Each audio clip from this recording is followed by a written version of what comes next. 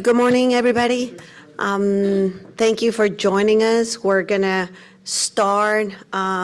This is the SWOG Latin America Initiative Symposium. We want to thank you all for being here. We have some members of the team that are joining us remotely, so welcome over there. What we're going to do is just some housekeeping items before we get started. For those of you joining us virtually, please try to keep your mics muted so we limit the background noise. We're going to be monitoring the chat. We know that it's difficult to make this interactive, but please feel free to participate. For those of you in the audience, we need you to speak over the microphone so they can hear you remotely. And Deja and I are gonna have to keep pushing this little button here. So if I remove my finger from the mic, nobody will be able to hear me. You'll know me, my name is Mariana Chavez McGregor. I'm the executive officer for the SLI and the national officer priorities here at SWOG, Deja Kristen, our program manager. So we want to welcome you. Thank you, Dr. Blanqui, for joining us today. So without further ado, we're going to start with the symposium today. What we did is we divided our program in 3 parts. And what we want to do in this initial part, it's to talk about genetic diversity and disparities in clinical research and clinical trials. Part of what we do is trying to increase diversity in clinical trials, but we want to explore a different aspect of it, trying to talk about genetic diversity. In the second part, what we're going to do is highlight activities by country. We have presentations in person and remote. And then the last section, it's going to be more interactive, a table discussion where we want to explore projects and opportunities. And in this symposium, we're going to focus on gastrointestinal tumors, and we really appreciate the support from the GI committee to make this happen. So our first speaker today, it's Dr. James Rye. Dr. Rye is the Thomas Simpson Collegiate Professor of Cancer Research. He's our executive officer for translational medicine. He's an expert in pharmacogenetics, pharmacogenomics, drug metabolism, and he's a total SWOGie. Thank you so much, Jimmy, for being here. He actually said he put on a jacket to be here with us today, but somehow he already removed it. So it's hot in this room. I have a collared shirt on, and I'm not wearing jeans. So, well, thank you, Mariana, for the invite. I guess I've been asked to give a talk today on the genetic diversity because my research is on genetics. I'm a geneticist, a pharmacogeneticist. I do a lot of work analyzing samples from clinical trials and trying to predict who will benefit and respond to drugs appropriately. And so that's my background. And as Mariana mentioned, I'm the executive officer for translational medicine here at SWOG, and I oversee the running of the biobank. And next slide. So, it's doing 2 at a time. That's it. 1 click, and it does it twice. Is that the first slide? Yes, that's the first slide. Good. Okay, so when it comes to minorities in clinical trials, in general, when we see this, when we read the literature, is that minorities are underrepresented in most clinical trials, not only in oncology, but throughout medical research. Joe Unger, and I'll go into some of the data that SWOG has produced in collaboration with Joe Unger, analyzed these big data sets, is that he found that in pharma-sponsored trials, on average, it's about 2.9% African Americans are enrolled in clinical trials, where in the US population, it's at 12%. We at SWOG do a much better job than this. SWOG, because we have a greater outreach to community sites, we do a much better job of enrolling patients from minorities. And on average for African Americans, it's 9% in SWOG trials. That was a double click again. There we go. And this is, so I highly recommend this paper. It's really well done. It's an amazing amount of work that Joe did in analyzing these data sets. And what he did is he went in here and he looked at, he examined 85 pharma clinical trials that were sponsored. I always look at this from the genetics. I look at the numbers there. It's 46,000 patients. And then he looked at 273 SWOG trials, which represent about 47,000 patients. And he looked at the proportion of Blacks that were enrolled in the studies. And you can see here that on the pharma side, it's less than 3% get enrolled versus the 9% in SWOG trials. And that's also SWOG, and of course, we can try to do a better job as well as SWOG in getting closer to that 12%. Now, this topic comes up, why is it so low in the pharma trials? And I think, two things to think about here. One is that when these are done at major academic centers, like we do at University of Michigan, our patients are 90% white, where we just don't have a large population set to draw from. And also with big pharma, when they do these studies, they're looking for a signal in there, and they want a homogeneous population that they're going after. But with SWOG here, we do a better job of getting these underrepresented populations. And if you look across different cancer groups within SWOG, you can find this with the four main, with breast, colorectal, lung, and prostate. Again, you can see that the big pharma trials are way under enrolled for minorities, whereas SWOG, SWOG does a much better job, and it's getting close to the general cancer population. And then this can be broken down as well throughout the other diseases that we study here in SWOG. And again, if you look at just across the board, that again, Blacks aren't enrolled nearly as high in the big pharma studies compared to SWOG. And again, it's not representative. So why is this important? So the conclusions at least from SWOG and our experience so far is that we way outperform pharmaceutical companies when it comes to enrolling underrepresented populations. One of the fallbacks from this, though, is that poor representation of minorities in pharma trials, the patients don't have access to these potential breakthrough therapies. They have access through SWOG, but other studies that are done through big pharma, and not only in oncology, but across the board in cardiac and diabetes. Again, when the minorities are underrepresented, they're holding back from them getting breakthrough therapies. And then the other issue where my interest comes in is this poor representation of minorities in pharmaceutical trials. We're using these drugs in these populations that we really don't know the efficacy or the side effects. Because although we think everybody's the same, we're really not. And this is where my own research comes into this. There's a lot of variability in the way patients respond to drugs. And that's due to their inheritance. When I teach this at Michigan, we can't pick and choose our parents, right? We're born with the genes we have, and there's a lot of variability. And if you look at, in where the field of oncology is moving, you have all the patients get the same diagnosis, and then you give the standard dose of drug that has been found in a clinical trial, and you look for response. And in fact, it's a heterogeneous population of patients, where you have patients that receive no benefit but get toxicity from the drugs. You have patients that benefit from it, but along with the toxicity. Then you have some that are very well tolerated, and they also get the benefit from it. And then there's the patients where the drug is just like a placebo. They get no benefit, no toxicity. And a lot of this is due to the patient's inherent genetic makeup. And that's why we need to understand and enroll other minority and ethnic groups to see if the drugs actually do work across the different ethnic groups. So that's one there. Okay, this is double clicking all the time.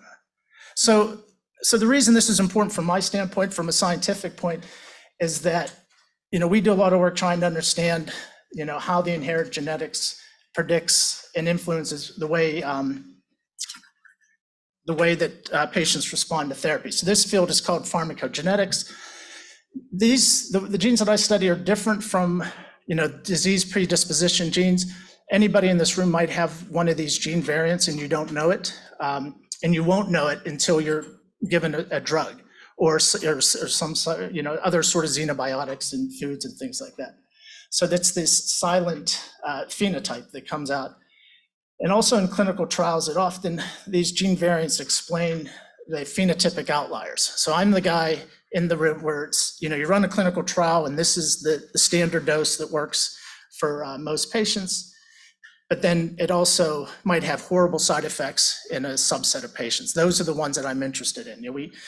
Throughout the years, we read these, and I always encourage physicians, if you see something when you treat a patient that you've never experienced before, write it up as a case study. The whole field of pharmacogenetics comes out of that patient one that was given a standard dose of drug and then they passed out.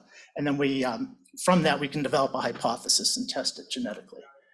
And so the goal here is to better predict response and then develop therapies that are specific to individuals' genetic and ethnic background. And so you have a very strong thumb. You just a soft touch. You're too strong for the remote. Okay. Soft Amazing touch. thumb power. I'll use my pinky finger. I'll try. So, because I'm a geneticist, and I'll just show some genetics here. So this is an example of an extreme difference in patients. And so this is a drug called clomipramine. It's a tricyclic antidepressant. The reason this is my clinical trial, even though I have a PhD, because I was in the clinical trial. So a little bit about me. When I was at Georgetown, I still do a lot of drug development research. I figured if I'm going to subject animals to medical research, I'd subject myself. So I went in and I did a clinical trial, and this was one of the first ones I did. And so they gave me this drug clomipramine, and there's somebody who's normal, and this gene for 2D6. I'll go into a little bit better. It's one of these genes in our livers that gets rid of drugs, metabolizes drug. And so my friend, Michael Johnson, he's the one there, if you can see in the pink color, right? If you give him clomipramine, it gets up, you get up to about 80 nanograms per, this is blood levels. And then over time, the liver eliminates it. And then if you give it to me, it goes way up and I get much higher dose and it takes me a lot longer to get rid of it. And that was single dose, right? So clomipramine is given daily. If you keep giving it to me, I'll just keep accumulating the drug and I would wind up getting horrible side effects from it. So because I'm one of these abnormal, I'm equivalent of a human knockout, right? We have knockout mice, I'm the equivalent. My liver just doesn't make any of this enzyme. And I'll push it gently. There you go. If you look at 2D6, it metabolizes about 25% of all drugs. And in Caucasians, it's absent in about 7 to 10%. And then it's involved in the metabolism of a number of different drugs. For years, my lab did a bunch of research on this drug tamoxifen that's used in breast cancer that gets bioactivated by it. And then also a lot of the beta blockers. Interestingly enough, beta blockers came up because when I was a graduate student, again, I would always have stage fright, getting up there. And my PhD mentor is a physician scientist, and he's like, Jimmy, I got to give you a beta blocker because you get up there, you get too excited, and you start talking too fast, right? So he would slow me down with a beta blocker. But because I'm a 2D6 poor metabolizer, I couldn't eliminate the beta blockers as fast. So then you're standing up on the podium talking too slow. So it's that dose response relationship you have to figure out. So this is just an example that there is differences. We are different genetically, and that's why we need to do a better job. Across different ethnic groups with this gene, because it's been studied quite a bit, because again, 25% of drugs go down it. You can see there's different variants. On the top there, it says normal. So most Caucasians, normal. You have 2 normal copies of this gene. You take a drug that gets eliminated by it, and you just respond normally. It's a little less in African Americans. At 50%, where they have these, 35% of the African Americans have these, what we call an intermediate phenotype, where their 2D6 is different. But then that main line there, the non-functional one, you see in Caucasians, it's 25% for one bad gene. So if you double it, that's how you get down to 7 to 10%.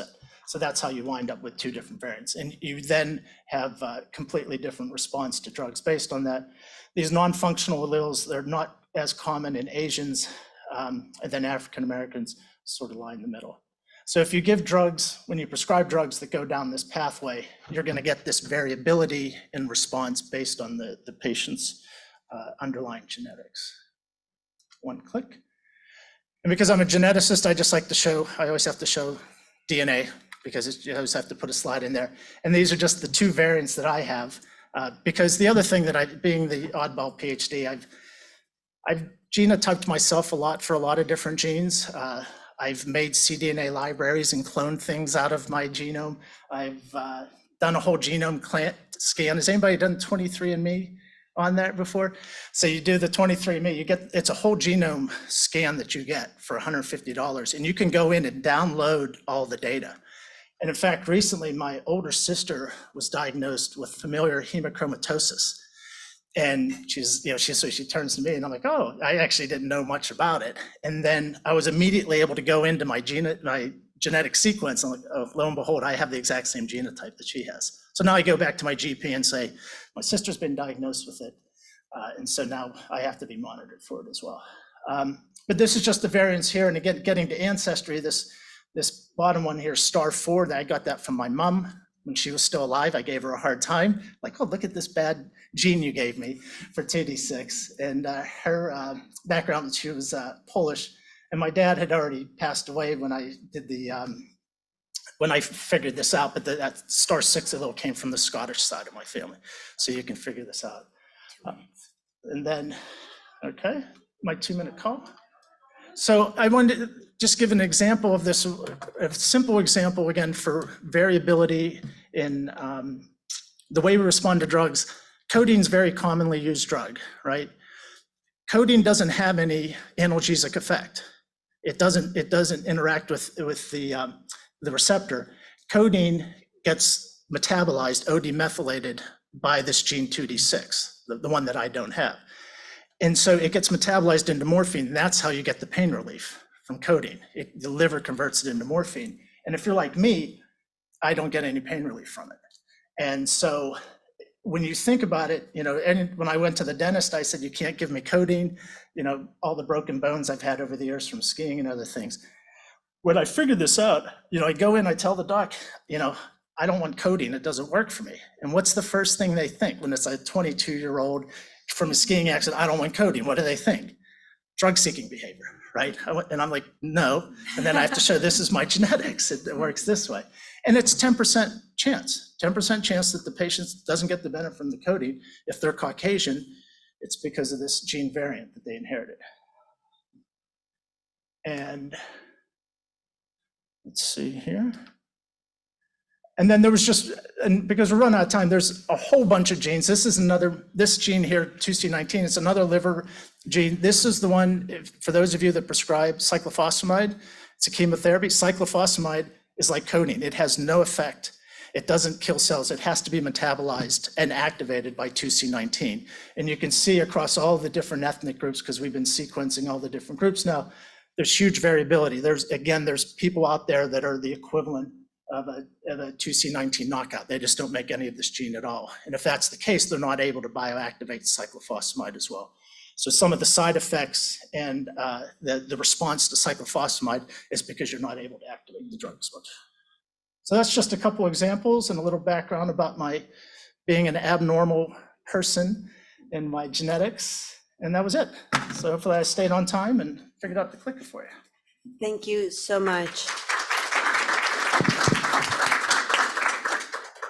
Any questions in the audience? I have a question. So I'm a breast medical oncologist. I prescribe cyclophosphamide. I've never tested a patient for this. Does that mean that maybe we are under treating some of our patients that are not getting the benefit of these drugs? Or maybe the small amounts that we're able to get them to metabolize, it's enough to impact their outcomes? So that's a good question. It comes up because, again, you don't know really who, like in the adjuvant setting, who benefits versus not, right? But the thing is, and this comes up all the time, is that in general, we think that maybe 30% of patients are being underdosed, right? So the patient comes in, there's no horrible side effects. You're like, that's great, right?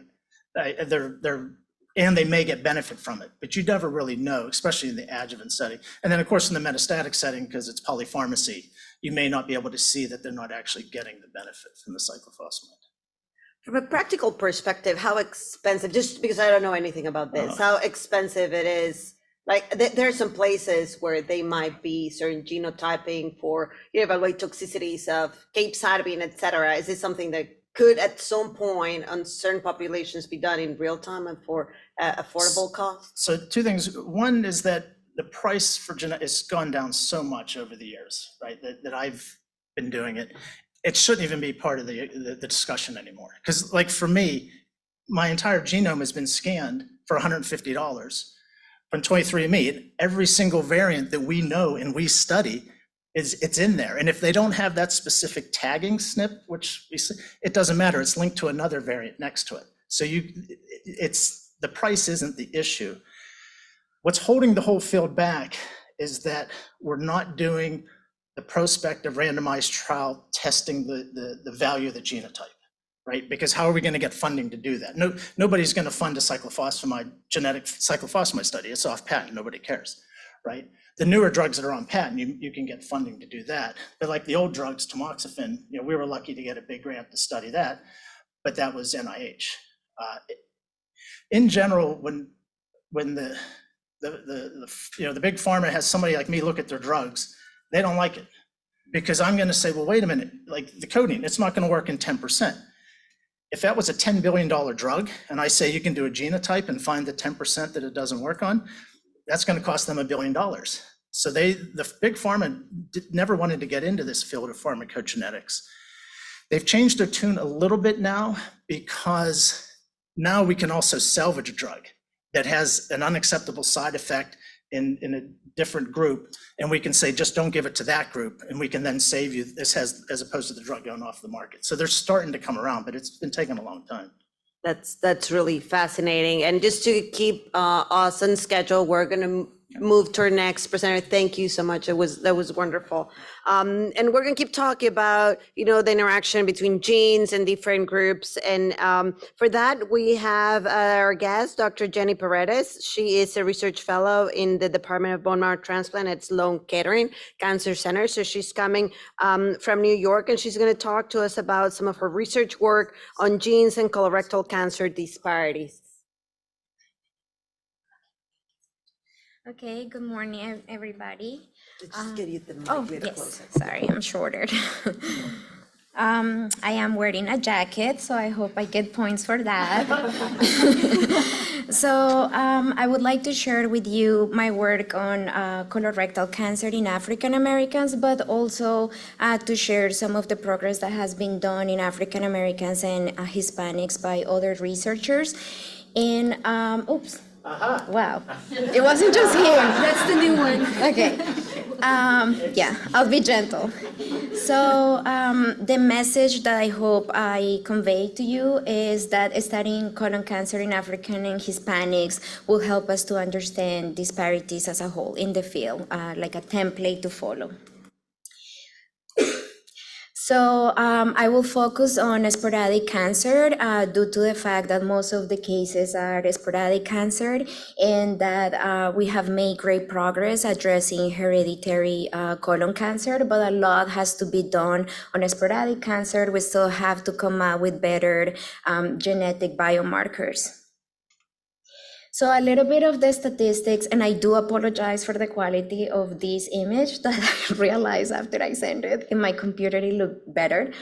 But we can appreciate how, although from the 1970s all the way to 2015, there's been a decline across all racial groups in the United States.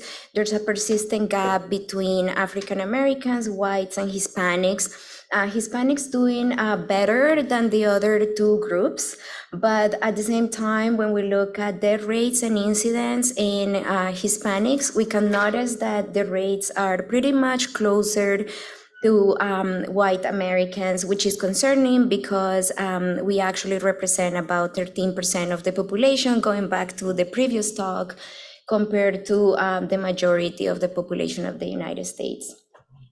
It's important to highlight that some progress has been made in terms of health policy. African Americans are recommended to start colonoscopies 5 years earlier than the average population at age 45. So these are greater strategies that could perhaps ameliorate or improve preventive medicine. So what do we know about tumor biology and just the genetic makeup in African Americans? We know that they have higher frequency of KRAS and BRAF somatic mutations, which are potentially targets for future drugs. We also know that they don't respond as well to 5FU, which is the standard of care treatment for colon cancer. And again, I just love that you introduced this topic. It correlated with some pharmacogenetic variants. So again, another field to create new targets for treatment. There's other somatic mutations that have been associated with clinical outcomes. So again, if every tumor was sequenced as it should, 2022, perhaps we could predict what the outcome would be. And in terms of the type of tumor that are frequent in African Americans, it has been shown that even when they have microsatellite stable tumors, which are associated with better outcome, they have lower infiltration of cytotoxic T cells, which we know are the ones that have anti-tumoral activity. This was beautiful work by Dr. John Carruthers from University of Michigan, which is basically the authority in colorectal cancer in African Americans. And there's also been shown that as a whole, the population has less frequency of MSI tumors, which is the biomarker to classify for PD-L1 immunotherapy. So again, limiting the access to a standard of care. So what do we know about tumor biology in the Hispanic population? Well, sadly, the answer is basically nothing. There's no published data that specifically address driver or somatic mutations. Nevertheless, Dr. Marcia Correa in University of Puerto Rico did a beautiful study where she correlated colon cancer with the country of origin of these patients. And she actually found out that Cubans and Puerto Ricans that have African ancestry do worse in terms of response to treatment. Coincidentally enough, also there's a lower frequency of MSI tumors in Hispanics, so again, limiting the access to PD-L1 therapy. And I would like to highlight one of the few studies that have addressed genetic variants in the Hispanic population. So Dr. Joanny Zabaleta, Louisiana State University, correlated an IL-1 beta haplotype with Afro-Colombians and African Americans in the United States, highlighting how when we study a group that is an mixed population, such as the Hispanic population that compromises African ancestry, Native American ancestry, and European ancestry, we definitely need to take these things into consideration. So what do we have as tools to study colon cancer disparities in these two populations? Well, not much.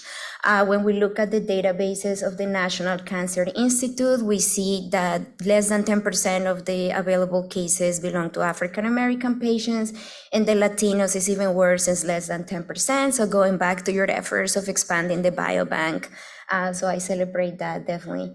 And in terms of in vitro models to study, again, the American Type Culture Collection, out of 94 models, there's only one from African American patients and none of them from Hispanic. So definitely disparities, not just in the biobanks from patients and the studies, but also what tools we have as researchers to address these issues.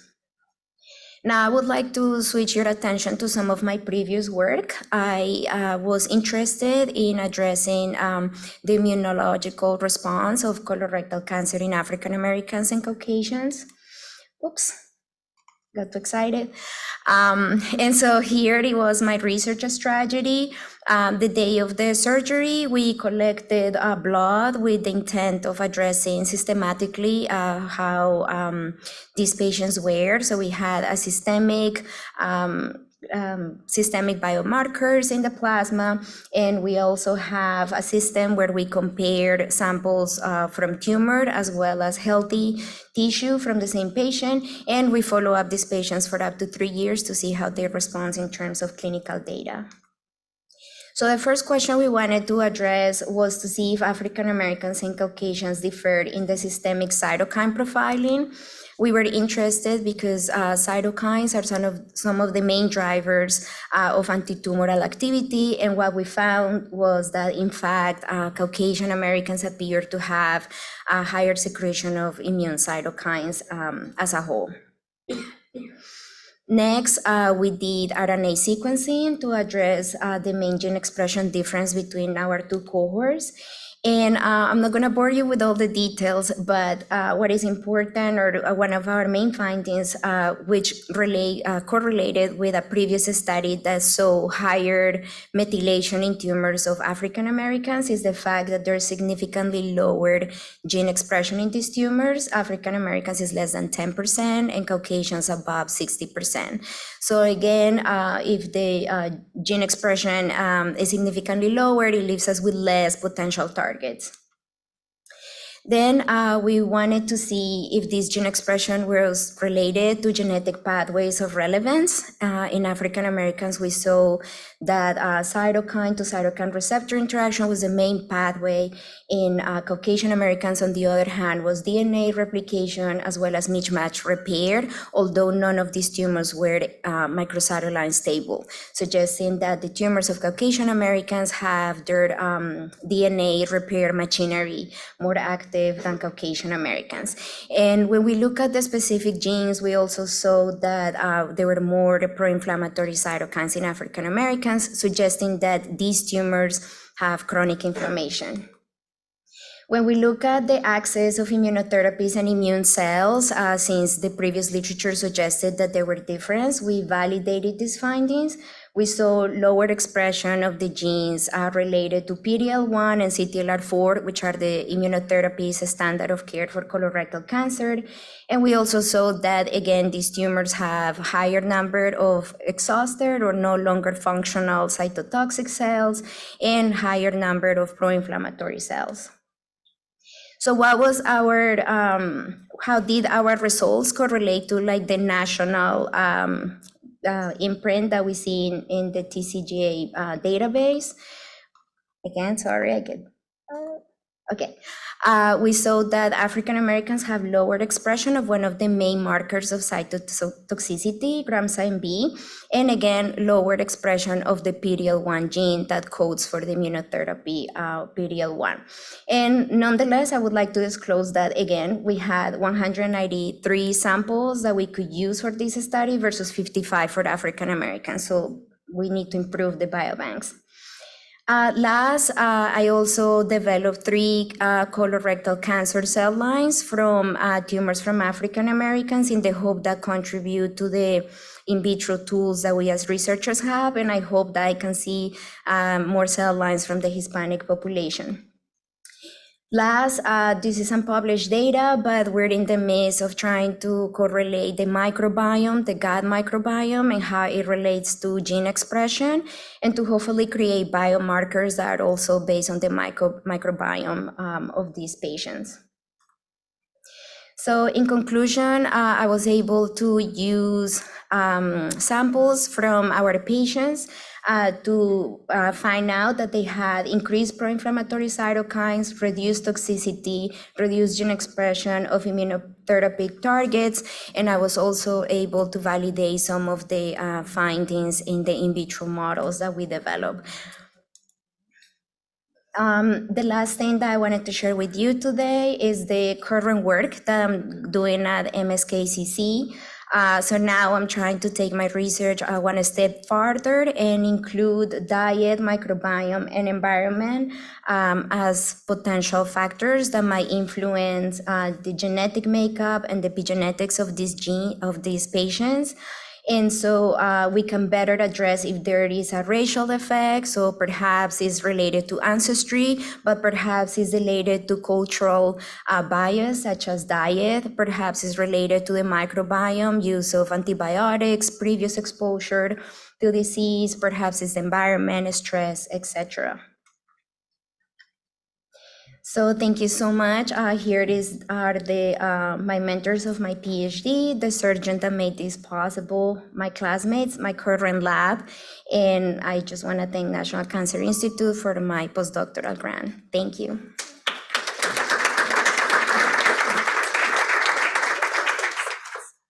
That was excellent. Any questions from the audience first? Yes, please on the mic. Thank you. So it's superb. And I do GI oncology, so I'll probably have to talk to you about.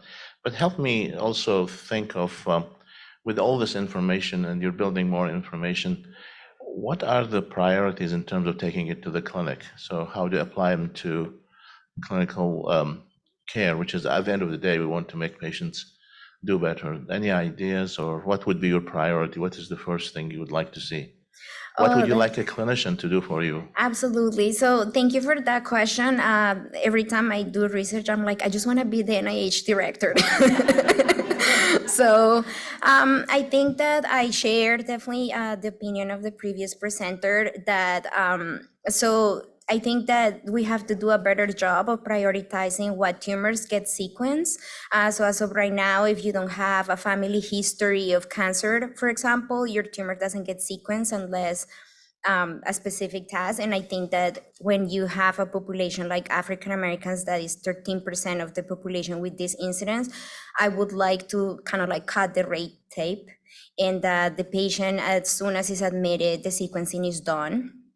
And I think that also having a more holistic integration of, okay, so what is the inflammatory state that you have right now? Because perhaps the oncologist could collaborate with an immunologist and see what is the immunological like baseline of these patients, because more and more we see that immunotherapies and personalized medicine is the future. So I think that just having the perspective from an oncologist could be limiting, the same way that just the immunologist could be limited. So I think a partnership of a more integrated clinical care would be ideal.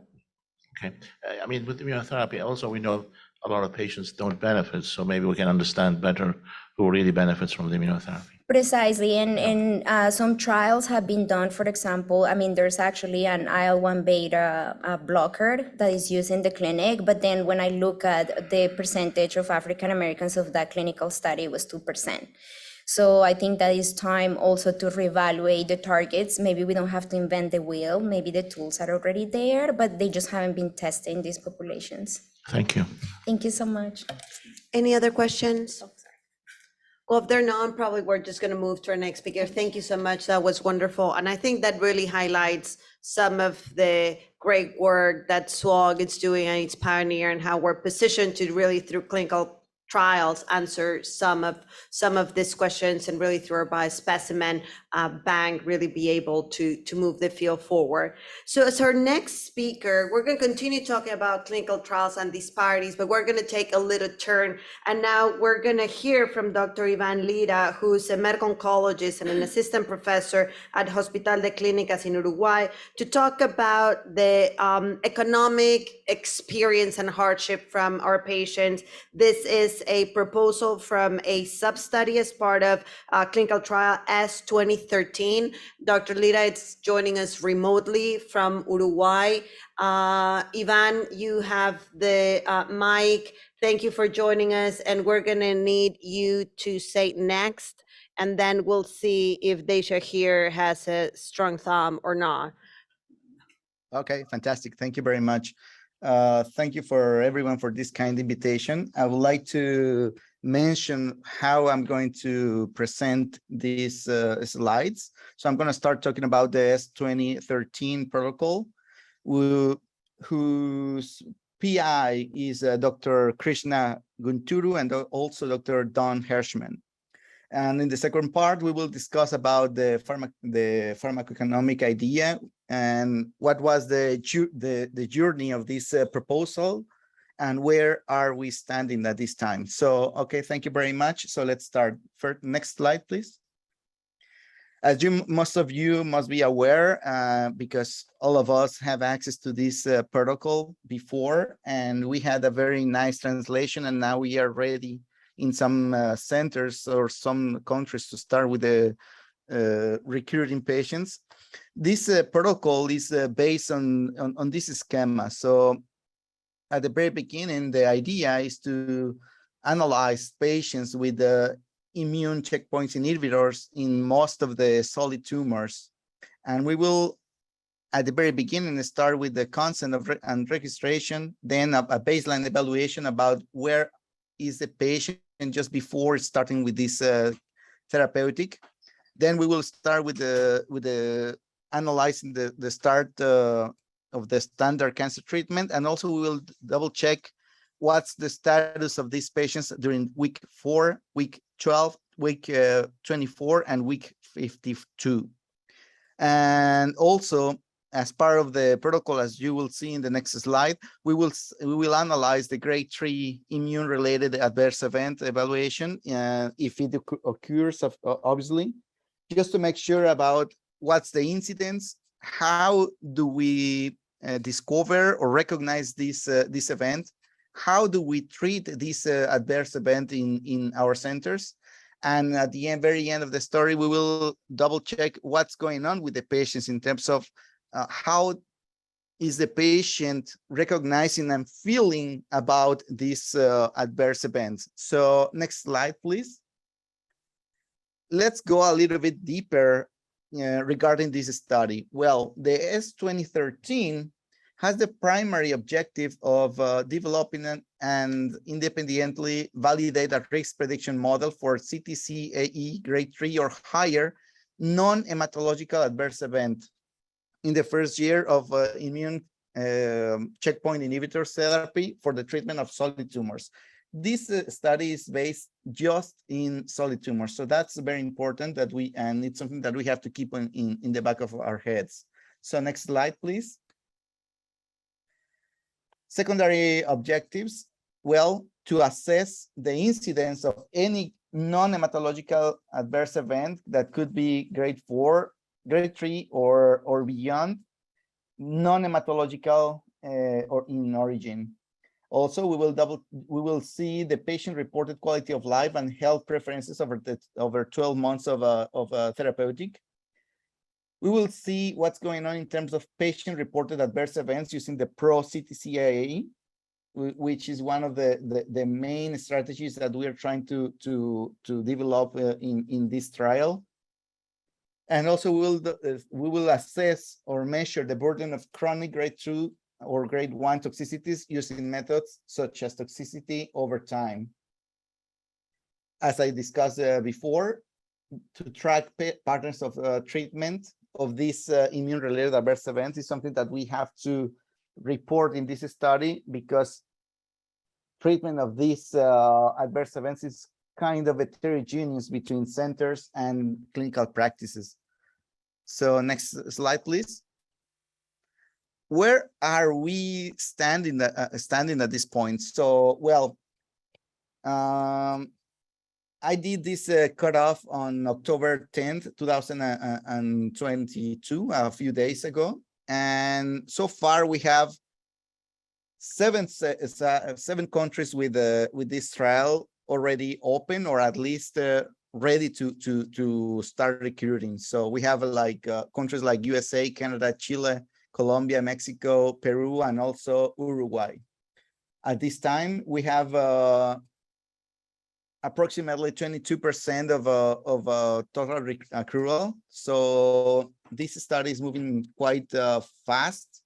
So it's very important for us, as a Latin American center, to try to start with this study as soon as possible. So next slide, please. What the study calendar is trying to mention in this slide is, well, what are the kind of analysis that we have to review or assess during the visits for these patients. We have to assess clinical regular assessments, but also, as I discussed before, the patient will collaborate with the report of pro CTCAA, which is something very important, because we would like to see what's the patient's perspective regarding adverse events or immune-related adverse events in patients with immune checkpoint inhibitors. So just to remark, this assessment is something that we as sites that will start accruing patients, we have to take in our minds that the paper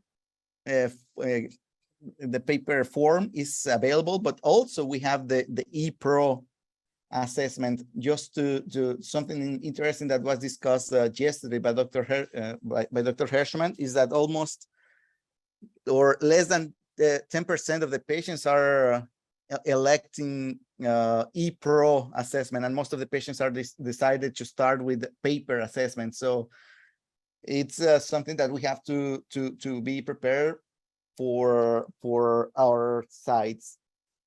So next slide, please. In terms of translational objectives, well, we have to evaluate the cytokine toxicity score, which is a composite measure that derived from 11 different cytokines. And this is going to be assessed after the first cycle of immune checkpoint inhibitors based therapy, and to establish a repository of archival tissue and blood plasma specimens.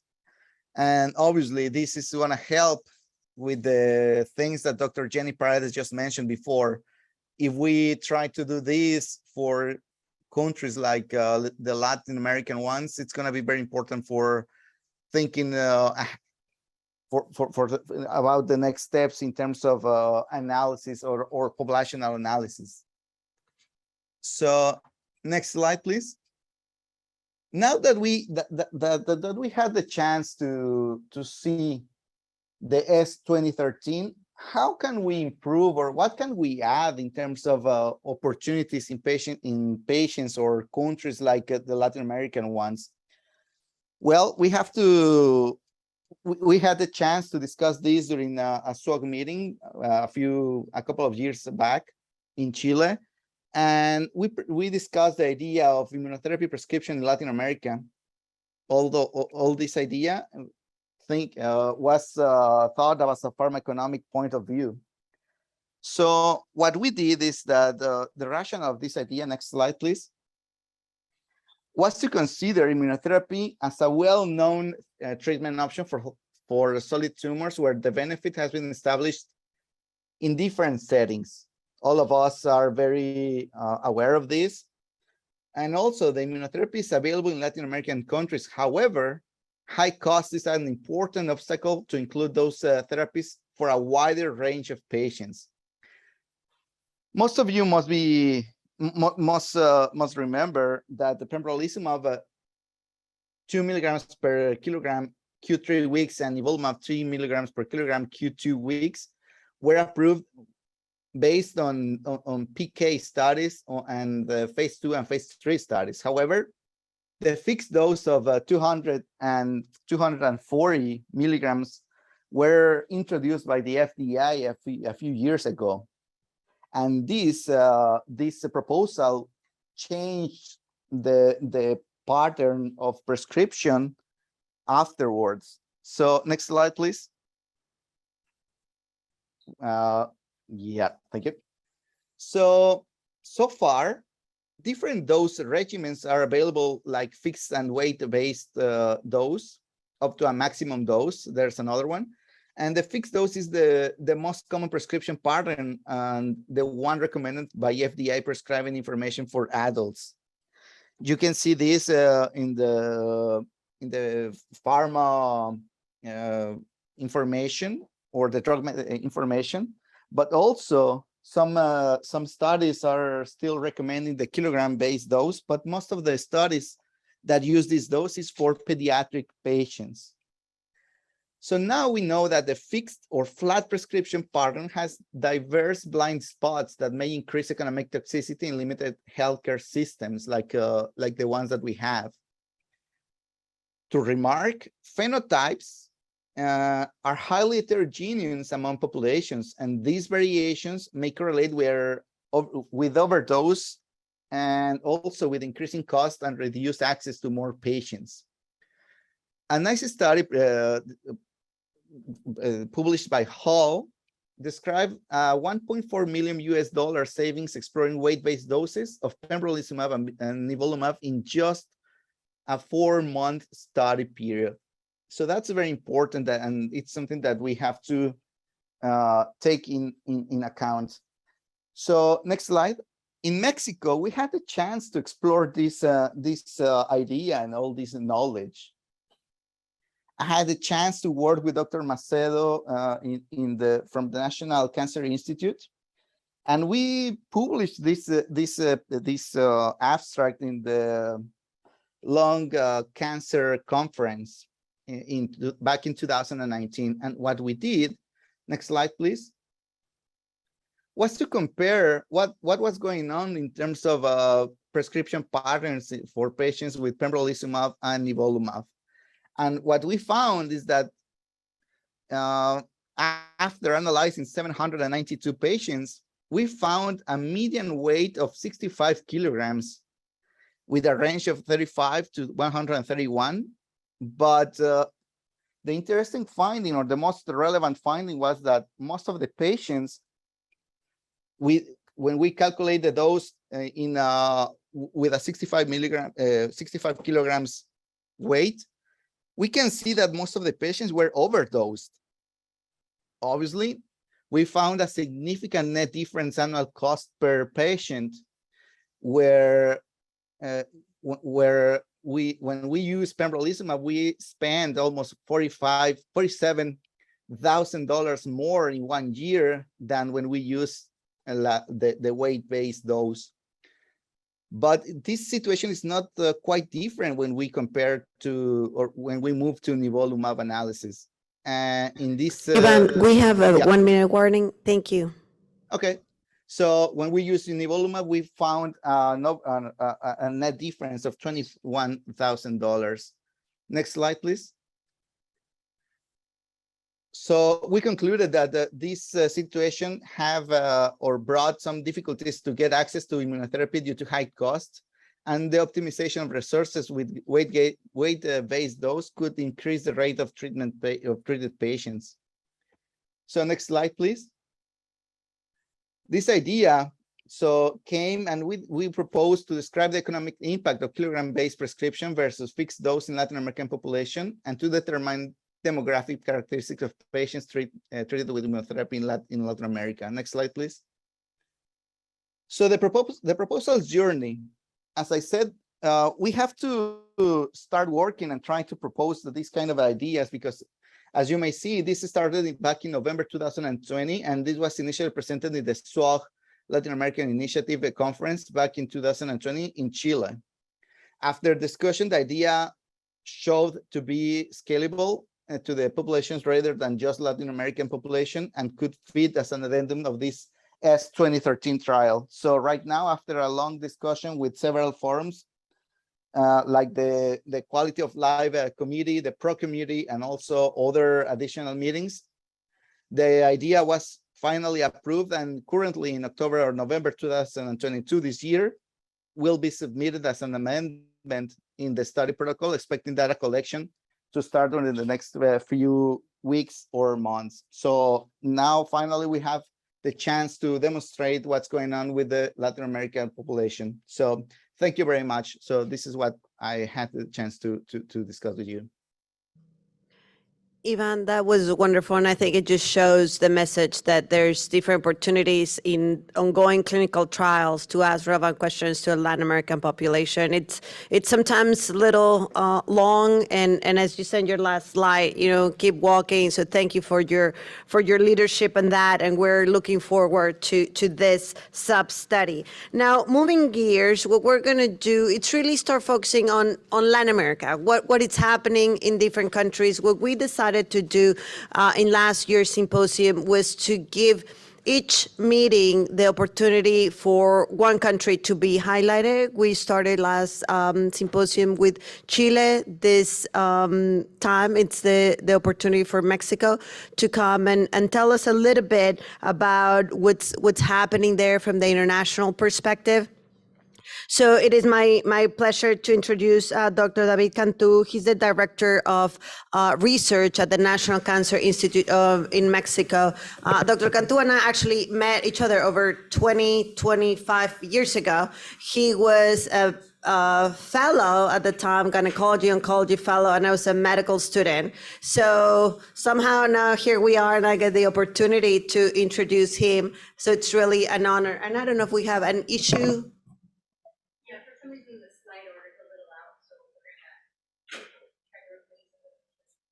Okay, so I guess I can just keep talking about, Dr. Cantu, but I don't think so. First of all, I want to thank the opportunity to present here and to see Mariana after a while that we haven't seen. And I apologize if my English is not as good as it has to be. And I will try to do my best and show you some information about our institution. I work at the National Cancer Institute in Mexico, which is very well known as INCAN in several countries. Mexico is not Latin America, but we can represent very well our culture as Latin Americans. We can represent pretty much this heterogeneity that Dr. Ray and Jenny were talking about.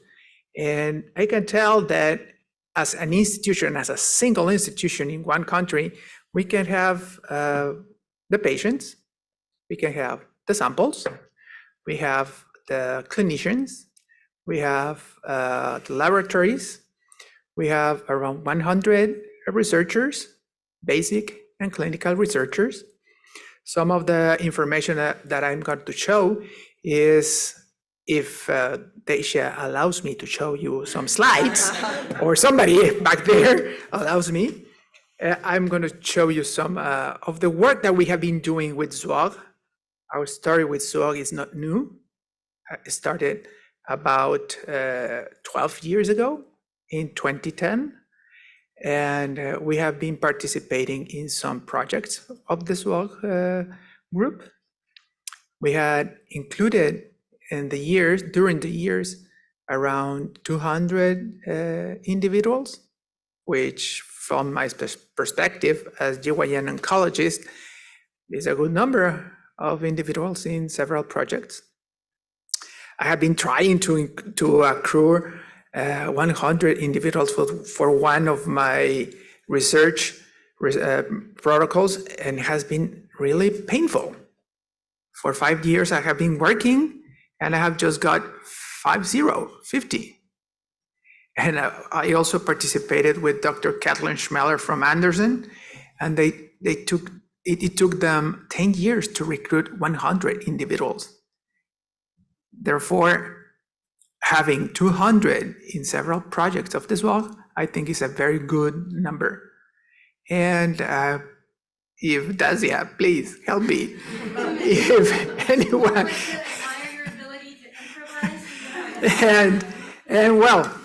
And if it's possible for us as institution to open 3 projects in the next few months, it would be great. One of our researchers is what is called the champion. She's going to be a PI in the biomarkers for gastric cancer. Is Dr. Herrera. She's going to be the PI. And us as the Department of GYN Oncology, we are working with several other international groups, just like the GCIG. And we worked with Dr. Pedro Ramirez and his group at Anderson in the LAC project, if you have heard of it. It changed the rationale for minimal invasive surgery in cervical cancer, which is great because I don't like minimally invasive surgery.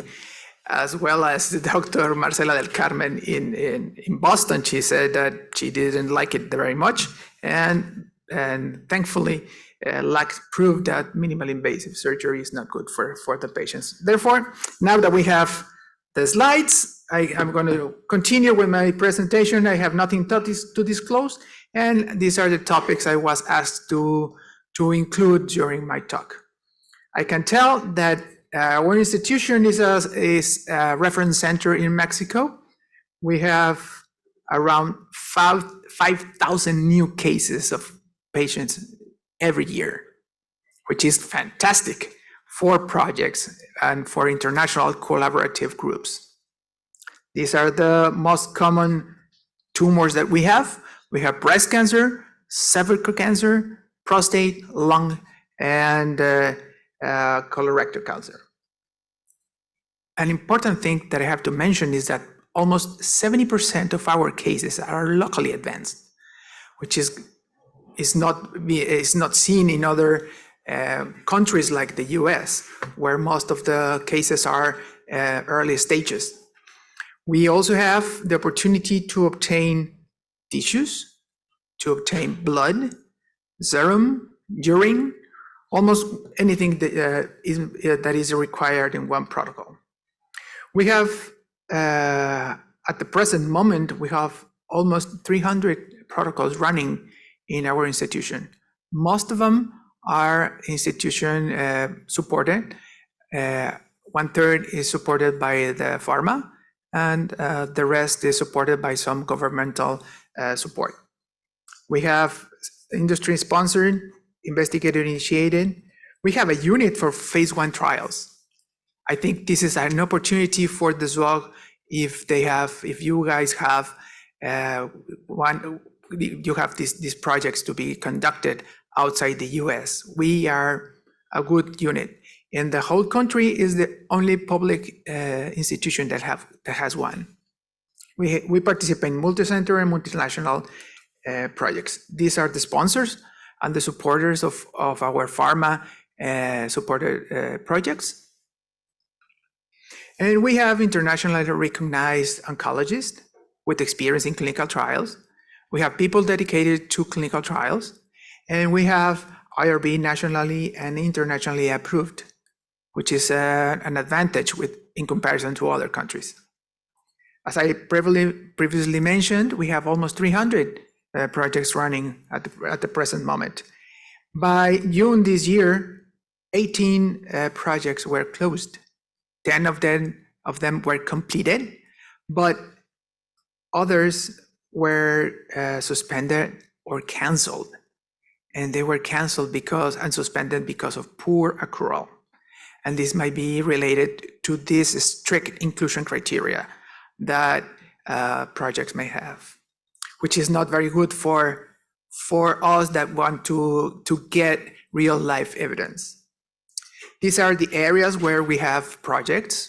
Basically, 25% of our protocols are in lung and breast cancer, but we also have in other organs or tumors like hematological, lymphomas, urologic, and in my area we have around almost 20 projects running in GYN oncology, ovarian, endometrial, and participating in a couple of endometrial cancer protocols, multinational protocols, and we have investigator initiative projects in cervical cancer. And I also was asked to talk about regulatory aspects. We have institutional research committees and ethics committees. Sometimes they are really bad and very stringent, and it may take you 3 to 4 months to a project to be approved, which from my point of view, it's good because the quality of the studies are very well reviewed and followed, and everything has to be completed properly. If we pass the IRBs, we have to move to COFEPRIS, which is pretty much like the FDA in the US. This is a little bit more complicated because it takes more time to a project to be approved. And Dacia asked me to talk about what happens with an international or collaborative group wants to open a study in our country. The first thing is to find a researcher in our institution or a research group, whatever the sponsor likes or wants. Then the project has to be translated into Spanish because our regulations needs that it has to be in Spanish. Then submitted to the IRB. It might take 3 to 4 months to be approved. Then move forward to COFEPRIS. This may take longer, around 6 to 8 months. Therefore, from the time that the project translated into Spanish to the approval might take from 7 to 12 months. So we have to move fast. And COFEPRIS is saying that they are changing their regulations and improving their processes in order to have these approvals faster. At the same time, we can work on the administrative aspects, which is every time is important, the contracts and everything. And if all this is achieved, then we can have a start visit to our facilities and open the study.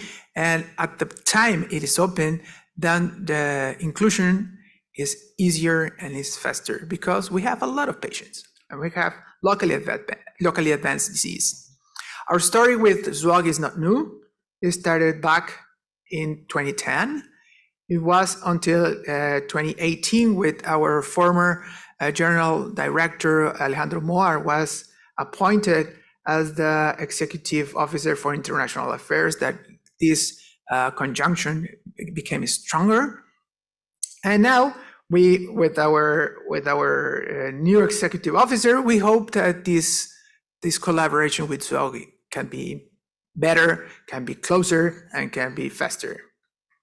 The office of people in our institution working with SWOG is not very small. We are several physicians, very well recognized international researchers, just as Oscar Arrieta, who is a leader in lung cancer. We have David Isla working with Pedro Ramirez and other people in Europe with in GYN cancers. And Paula Cabrera, of course, she is the head of medical oncology in our center, and she is the head of breast department, and she's working also with the SWOG.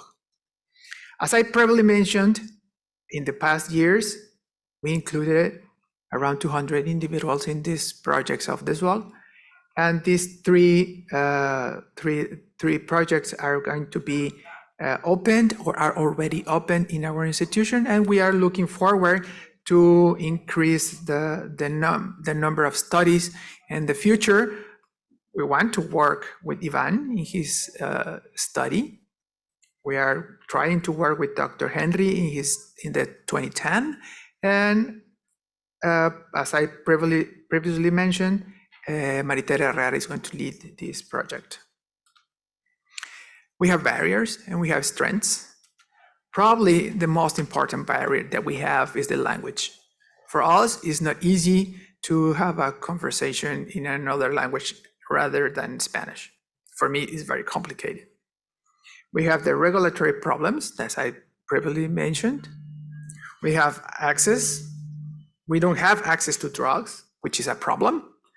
And also we have some administrative problems. As I mentioned, Latin America is a place to obtain individuals for projects since cancer is increasing.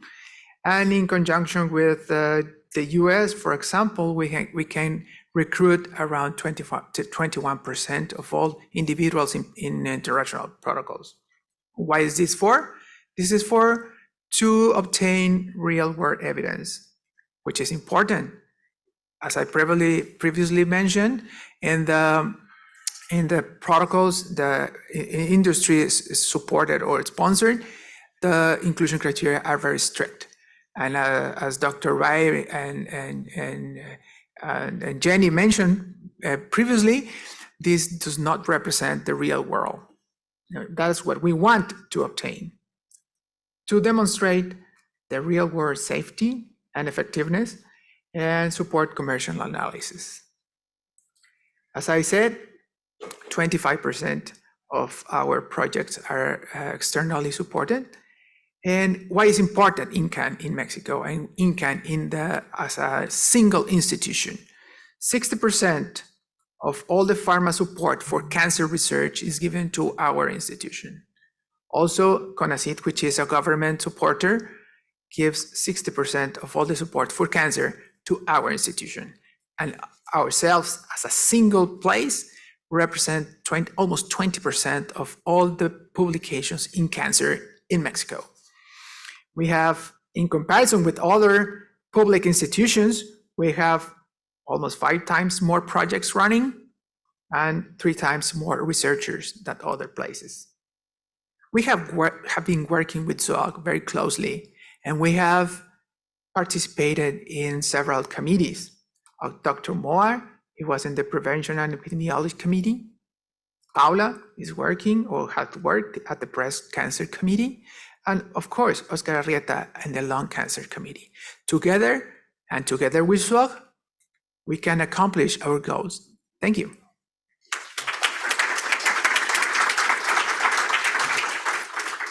Thank you, David. That was wonderful. Any questions or comments? We may have time for one quick one. I have a question about the regulatory, taking that long. Why is that? We have the same complaint here. I've been on Michigan's IRB for 14 years. I've been trying to get thrown off for the last 13 years, but they keep asking me to do it. But I just wonder, when you convert it, why does it take so much longer? So if I get an informed consent and it's already been vetted, it's already everything, and I just look at it and make sure, and we're pretty quick about it. It's 1 month, we get it done. So why does it take so long if you already have an informed consent, like a SWOG informed consent that's already been written so well? Do you know why that is? In the institution, Yeah. is not that long for the consent. Basically, what we have seen, I was part of the IRB for several years now. Fortunately, I'm not anymore, but I'm complaining. Yeah. I'm complaining now that I submit my projects to the IRB. It's basically because of the translation. Okay. And the wording. That is a problem internally. In COFEPRIS, I think is because of the amount of work they have. They don't have too many people reading and reviewing the projects and the consents. So that's why it takes time. And then my other question, it always comes up with banking. Do we have any problems getting the tissue samples then sent to the US? Because we ran into this problem in Europe when they changed their equivalent of their common rule, and we can no longer comply. And so we weren't able to get samples from Europe. Is that, this always comes up with, when I'm thinking about SLI, I'm always worried, and because they got to go through customs to get the samples. Is that? Yes, we have the same problem. Now we are working on that. We found a way to be able to send samples outside the country. Okay. Last year and at the beginning of this year, it was a real problem. Now we found a way, and we are trying to accomplish the administrative things and the regulations in order that we can send. So we're up and running again. Yes. Okay, great, thank you. And Yes, I sir. think we're going to switch slides if you guys can help us in the back. And while we do that, Dr. Warutski has a question. Just a general comment. Congratulations for your participation in the SWOG studies. I'm from Brazil. And when we look at the presentations, we see the patients, it's the same case. So we have, I think that's very important for SWOG to understand that in Latin America, we have a few institutions that do clinical trials or studies, and they have a high volume of patients. And as we were discussing before about diversity, the majority of patients that enter in clinical trials, at least in Brazil, and I think in Latin America is the same, are the public health system. So you have plenty of diversity there, okay? So certainly this is a place that to have more diversity. And in terms of tumor samples, in Brazil is quite easy, to send samples to studies in Europe or US. But we have just a problem in terms of biobanking because unfortunately the regulation of Brazil says that the patient cannot donate the samples, but they can participate in the trials and give the samples for a while. But certainly we can contribute with several translational research projects there because we can send samples abroad easily. Okay. Thank you, Gustavo, and thank you, David, for Thank your presentation. Now we're running a little bit behind, so now we're just going to ask Daisha to speak super fast and try to catch up a little bit. What we want to do now is just have a really quick overview of what is actually happening in each one of the sites. You're going to see that some sites have been more active than others, but this is going to give us a real sense of the current activities in each one of our partner sites in Latin America. Actually, we changed it a little bit. We're doing just an overview of all the sites together. Okay. So, yeah. Oh, okay. There. Just a quick overview of who the member sites in Latin America are. We just heard from Dr. Cantú, who presented on the Instituto Nacional de Cancerología. I want to add to that, they were one of SWOG's highest accruers in 2020 to 2021. In addition, we have the National Institute of Cancer in Colombia. We have 2 representatives from them as well here, the National Institute of Neuroplastic Diseases in Peru, GOCHI in Chile with 2 sub-affiliate sites, La Universidad de la República has 2 sub-affiliate sites, and we have Dr. Cuello here representing Uruguay, and then we have LACOG, the Latin American Cooperative Oncology Group, and we just heard from Dr. Werutsky. This is a look, sorry, let me adjust. This is a look at SWOG accrual over time by study. Okay, so you can see, that when we are accruing to the right studies, we do extremely well in Latin America. So part of the challenge within SWOG and also at the sites is identifying studies where they can be successful at, when there are fewer barriers to participation, whether it be regulatory, whether it be, within SWOG, sending samples. And we're working at improving this, but we can see that in Latin America, they can do extremely well at recruitment. And we're so excited to work with our colleagues there. We have a dip right now in recruitment, you can see, but we had some delays with COVID, issues with specimen sampling during COVID, and sites are just overcoming some of those issues right now. This is a very exciting slide. So you can see that we have 5 studies that will be opening or are already open in the next month in Latin America. So a lot of these studies have been closed to Latin American sites, with the exception of S1714. And right now we have 5 studies that are going to be opening. So you saw the tendency in the graph for things to go up and down and up. Right now we're at a down and we are going up for recruitment. Each study and each institution has their own story for each study, and they're encountering very different barriers, and some sites are able to start the studies very quickly. Each site is different, and it really depends on their local circumstances, how easily it is to open a study. So they're very different each site. We also have 3 studies that are already approved in the yellow, and the sites are submitting for local approval, or they're very close to activation. The study in blue is Dr. Henry's study that was mentioned earlier on breast cancer, and that should be opening in December. And we're already working on the Spanish translation, and we hope that it will be open earlier to the Latin American sites as well. In addition, we're working on activating studies in SWOG earlier and considering international participation earlier. This will allow the sites to start thinking about and assembling their study teams earlier, looking at potential barriers and finding ways to overcome those barriers. And as I receive information about concepts and protocol, I'm trying to reach out to the sites and get input from them as to what might potential barriers be, what could they do to participate, and also let the SWOG study teams know what barriers that the international sites might be working on to see if they can help them make it easier to participate. And then there's some studies that are already activated in the US, and we're waiting on input either from the study teams or SWOG committee, pharma. There are a lot of different people who have to approve the studies in order for our sites outside of the US to be brought on board. Just really quickly to talk about some of the additional steps that international sites do that we don't have to do for US sites.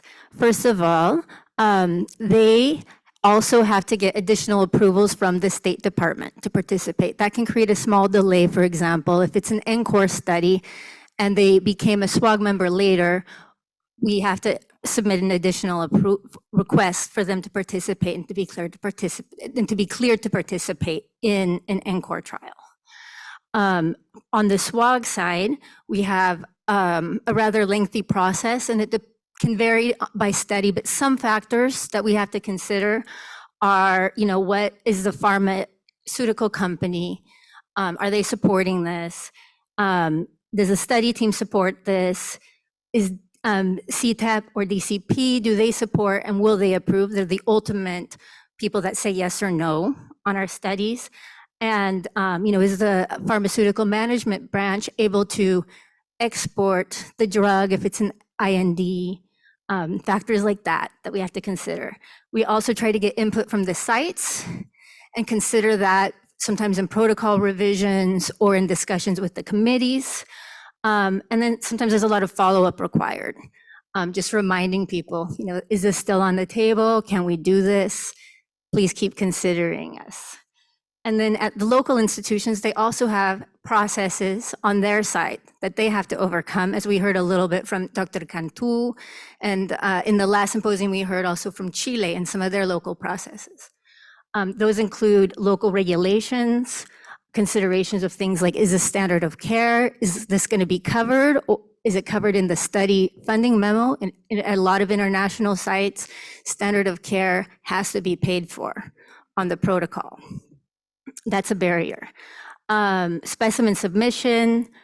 A lot of sites require civil responsibility insurance if there's any sort of treatments involved. And then they also might need to submit to their local FDA equivalent or whoever the regulatory body is who approves. That might be the Ministry of Health, INVIMA in Colombia, their local IRB processes. And then, as Dr. Cantu mentioned, translations take a long time. So as the earlier we get protocols, the easier it is for us to start translating so we can activate sooner. And then, issues with credentialing, study drug, and then English. We heard from Dr. Lira and his presentation on S2013, and we'll also be hearing from Dr. Bettina Müller.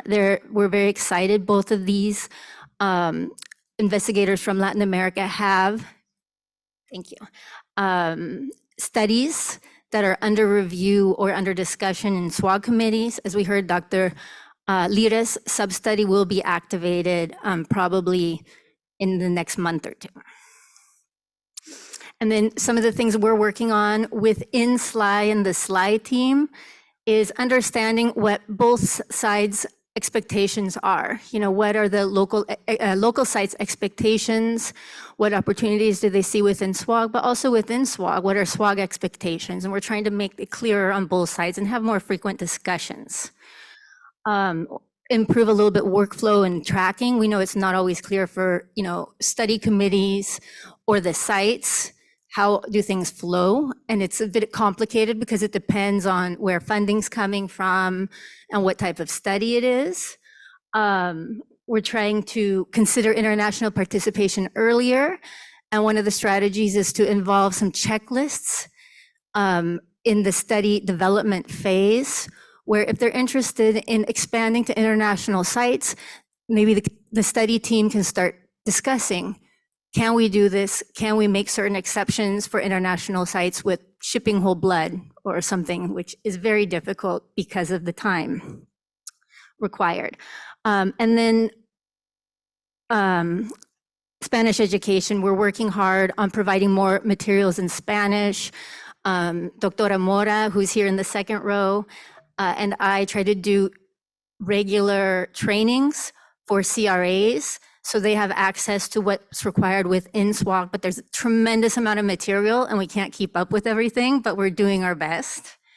And then finally, local training and research conferences. We do about one research conference a year in person at one of the sites in Latin America that's a SWOG member. And our next meeting is in about 3 weeks in Uruguay. There's the link to sign up if you haven't yet. I can send this to you too if you're not signed up and you'd like to, but it's on cancer control prevention. We have a lot of statisticians who are participating and other people talking on different aspects of prevention and cancer control. And we have several presenters who are here. I see Dr. Irena in the back, and yeah, Dr. Crowley, and I saw several other people. So please join us if you can. The enrollment is still open for another few days and you can attend virtually. Thank you. Thank you so much, Daisha. That was a great overview of where we are and where are we heading. So now to move to the third part of what we have planned for today, we're going to be focusing on the GI malignancies, and to really put everything in context, we have the pleasure to have here Dr. Philip. He has been a great supporter of SLAE. He's a professor of oncology and pharmacology at Wayne State University. He's the chair of the GI committee, and we cannot thank you enough for all your support. Thank you. Thank you very much. I have 2 minutes? Is that? No, you have 8 minutes. Oh, 8 and minutes. then I'll tell you when you have 2 minutes. Oh, left. You have okay. Another 2 minutes. You have 10. Yeah. Thank you very much for inviting me, and this is a pleasure. I wasn't sure what I was going to be talking about, although I have a lot of ideas, but with the time we have. So what I'd like to do is I'm just going to start to say that really there's a lot of opportunity here.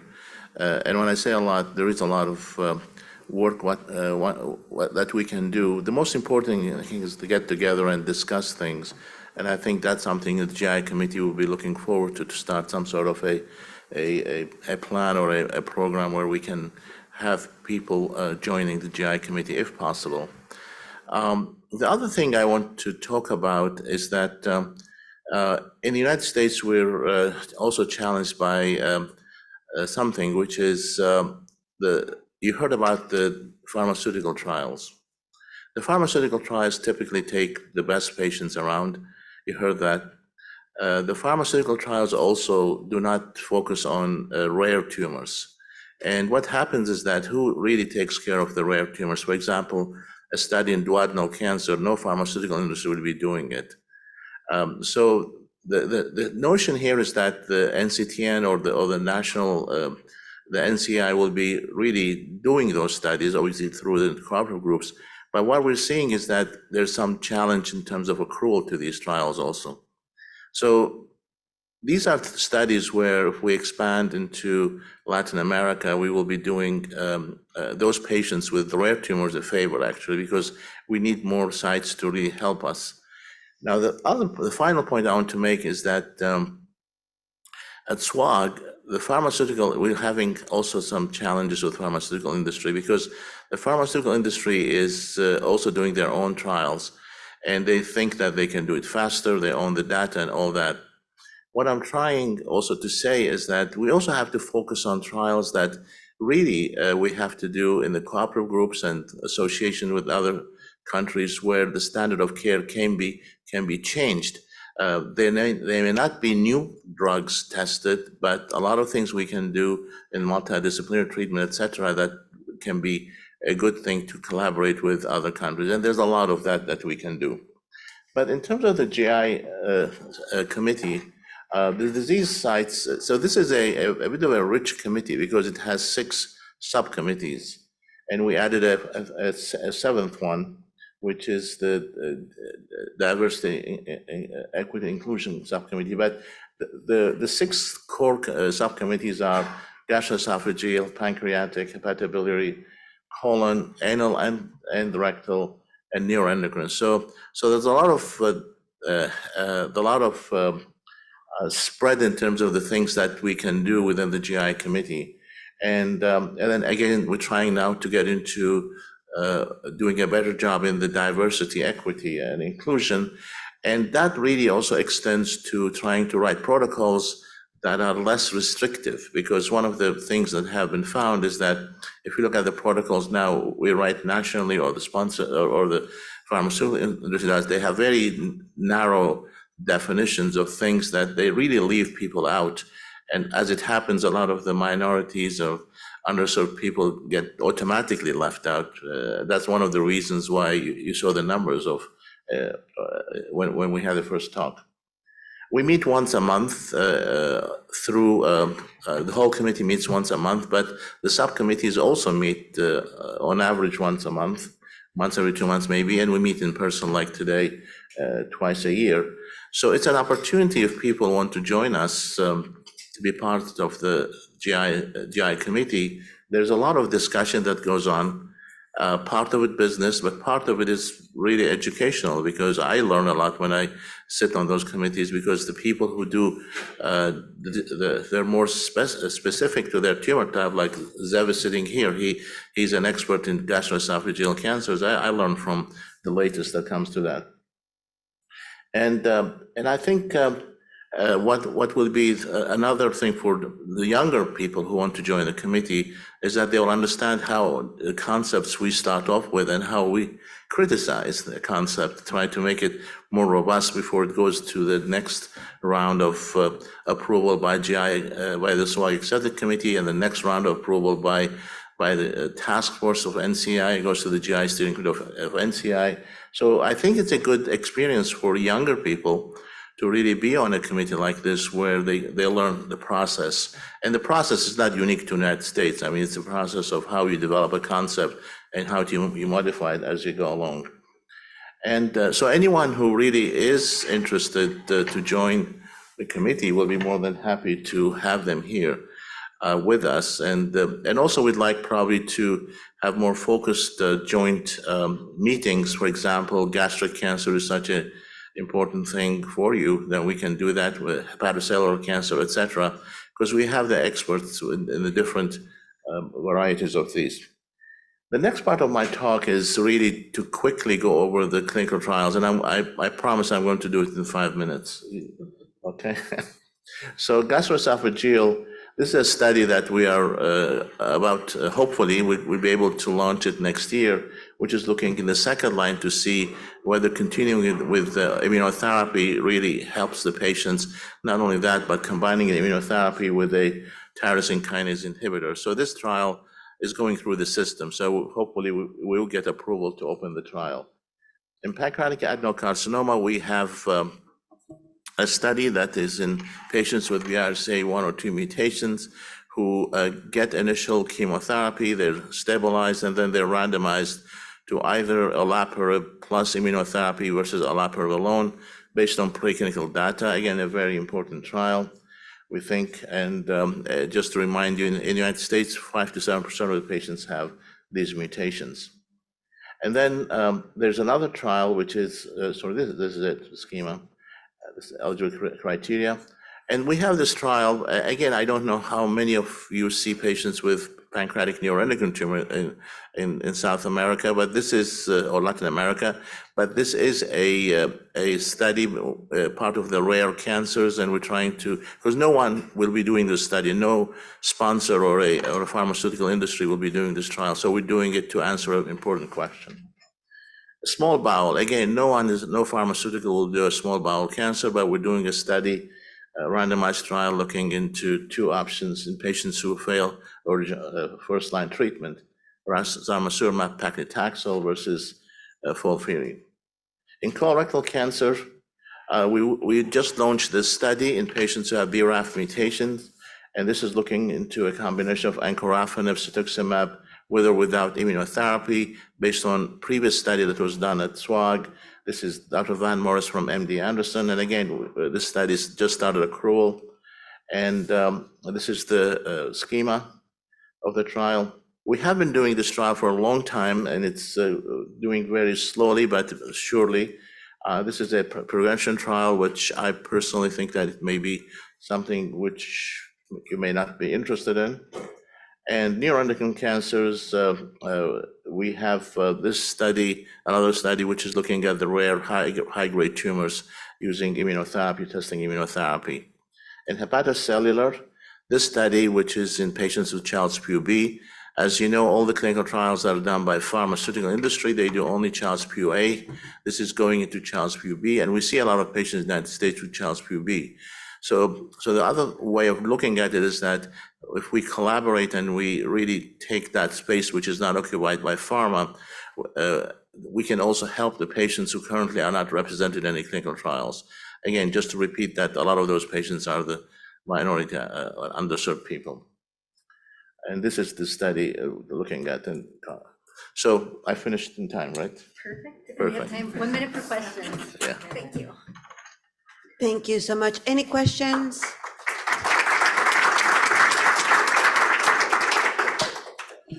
And I think something that we are learning with the group chairs is that early on, getting involved and thinking about potential participation can be helpful. Yeah. You know, Dr. Cantun, they should talk about Dr. Henry's study 2010 and how, you know, since early development of the protocol and starting early can help a lot to activate. So thank you so much. And it will be nice to have representation from SLI in our committees. I think that's something which we never, at least in GI, we didn't have that. So I know that there's leaders in all of these fields in Latin America. So I think for our representatives here and virtually, this is an invitation for you to know that there's support from Dr. Philip, there's support from us. So let's get some Latin American investigators. Even in this meeting, if there's anyone who wants to talk to us.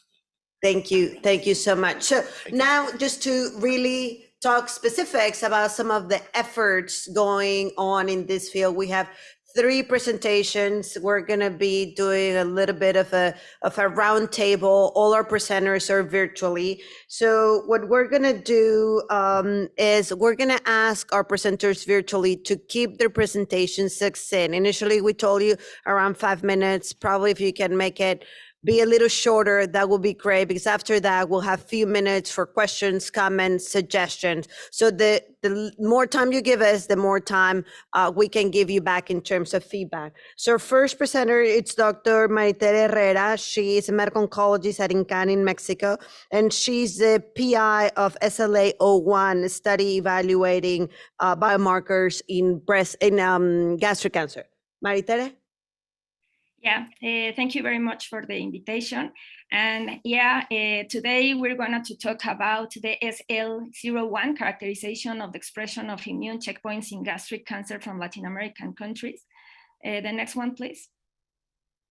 As an introduction, the prevalence and the prognosis of role of PD-L1 expression in a specific cancer types is emerging, and it is still limited for gastric cancer. Therefore, the primary objectives of the study are, first, to evaluate the distribution of immune checkpoints levels as determined by immunohistochemical expression, then to evaluate whether there is an association between high immune checkpoints expression and categorical and continuous clinical and pathologic characteristics, and finally, to compare recurrence-free survival and overall survival. The next one, please. To be able to enter the study, it is necessary that the participants have a diagnosis of gastric cancer and they have undergone surgery.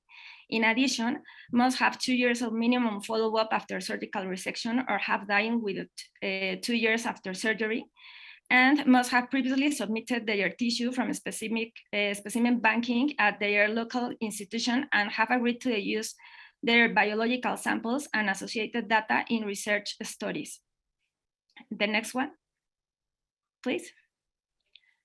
The samples must meet the following characteristic.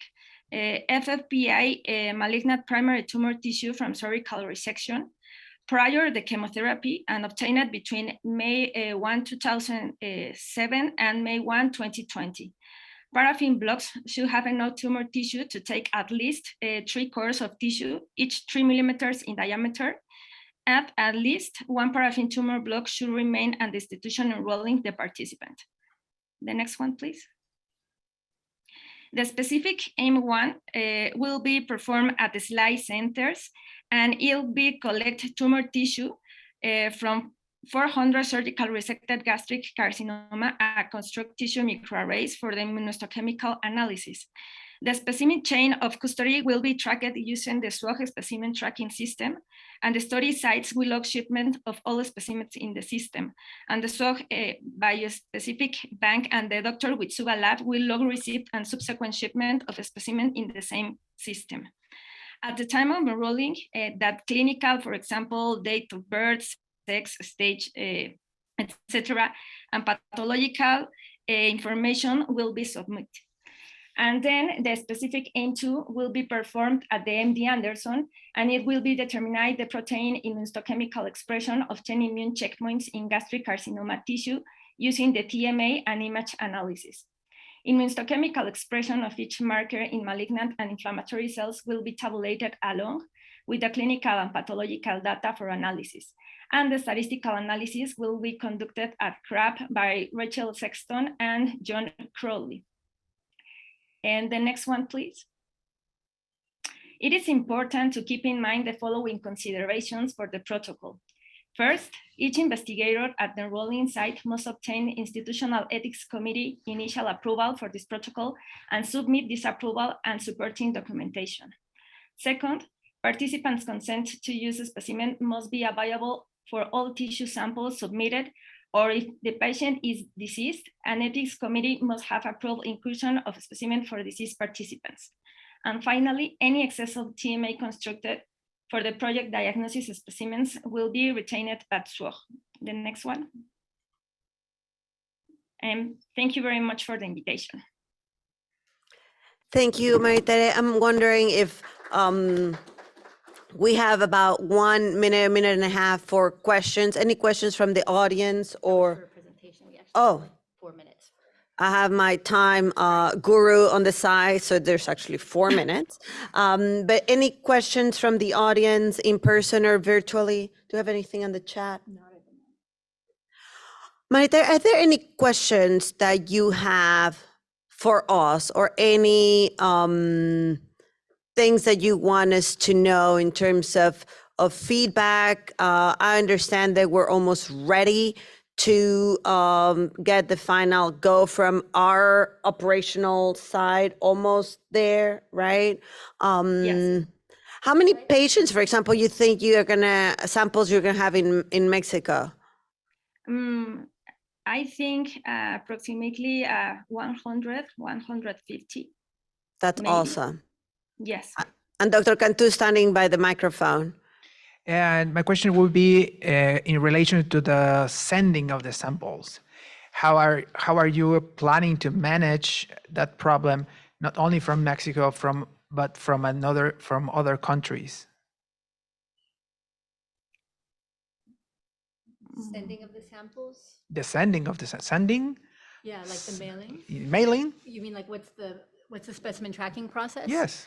There's a specimen tracking system, and they'll all be logged on the system on the SWOG website, and the SWOG biobank will receive them. Yeah, but the problems that was mentioned before of the border thing. Oh, for Mexico specifically? Yeah, and specifically? COFEPRIS or? Yes. You tell us how you're going to manage that. We can receive the specimens, but I mean, it's up for the sites to actually ship them. Yeah. Okay. But yeah, there's funding for specimen shipments, but we would just need the sites to ship. Yeah. And I think to that point, for all the investigators involved, will be important to start as we're ready to activate this retrospective study that it's funded by the Hope Foundation. We will need each side to take care of the regulatory process to ship the samples? As Daisha said, we have funding to cover for the expense, but the paperwork and other stuff will have to rely on each side. We have another question in the mic. Hi, Zev Weinberg. I'm from UCLA. I'm a gastric oncologist. And so it's a very nice collection of a unique data set. My question for the presenter was, what are these patients receiving adjuvantly after surgery? And are you controlling for that variable in this analysis? Well, the patient initially have the tumor and the specimen. And one of the characteristics is that if the patient received adjuvant chemotherapy or if the patient progressed, we consider this in the protocol. Perhaps to add to, many of the specimens that will be shipped, patients have already deceased. So these are specimens already existing in biobanks that they either donated to the hospital or were involved in other studies. Just to, And I guess to that, I don't know if maybe John will want to add on, but our biostats team will try to take a lot of that into consideration for the final analysis, given the great heterogeneity that probably the samples or the patients would have in terms of previous treatment. So this will include patients who, you said deceased, all of them? No. Some of them will be dead. Some of them will be dead. Yes. So it will be patients, you're collecting samples from, but all of them had resection. Correct. Yes. Yeah. So you have a number of things you're looking at. Is it simply a descriptive kind of study, or there's a hypothesis here? The script. I mean, what I'm saying is that how is it going to inform us? What is the thing we're looking at, objective of the study? What will it lead to? So, or is it just a descriptive study? It's a descriptive study because in Latin America, we don't have this information. And maybe with this information, we could expand clinical studies in our centers.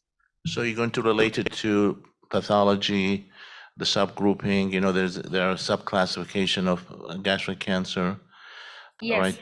So you're going to link it to demographics, or you're going to link it to other things. You have all that information. And then the treatment outcome will be something which you may have, right? Yes. Okay. Yeah, I think it's to Phil's point, it's actually, if you look at the landscape of gastric cancer, we actually have a fair amount of that information in the Asian patients. We have a fair amount of information on the Caucasian patients, but we actually don't have in the literature, at least to my knowledge, an extensive information about a lot of these biomarkers in the Latino population. So, I think it will add to the existing literature. To Phil's point, it might be interesting to see if there's some hypothesis that could be generated so that, to link it to either the existing databases. Absolutely. And I think historically that was one of the, reasons to try to push this project through with the help of Ignacio Wistuba to try to get that answer and see if maybe just by comparing to historical or other cohorts, we can prove that whether the Hispanic gastric cancer population is different or similar. And I think we have opportunity for one more question, please, in the mic. Yes, my name is Alejandro Recio. I'm from the University of Arizona. I just wonder if this is a missed opportunity to do more than just immunohistochemistry, because I believe it's going to be immunohistochemistry. Is it an opportunity to do whole exosome, whole transcriptome, partnering with someone that can do this, or MD Anderson may be already running their own full genomic profiling? That's just an add-on. It may be cost-wise, but let's not lose the opportunity to do this. I mean, there's some limitations only doing a few spots. And I think it's great that you as the field experts are here to give us ideas, and then maybe you guys collaborate with this project. The main limitation, it's funding. We receive funding from the Hope Foundation for this project, and actually Dr. Wistuba is covering from his own funds part of the analytics of it. But if there's anything that can be hypothesis generating or any additional potential funding, I think there's great opportunities. If I may add, I work a lot with, I'm not going to put a brand here, but with Caris, and I know they partner with SWOG, and they are willing to partnership and do whole exosome, whole transcriptome on these interesting projects. Just an idea. That sounds great. Yeah. Caris Bioscience.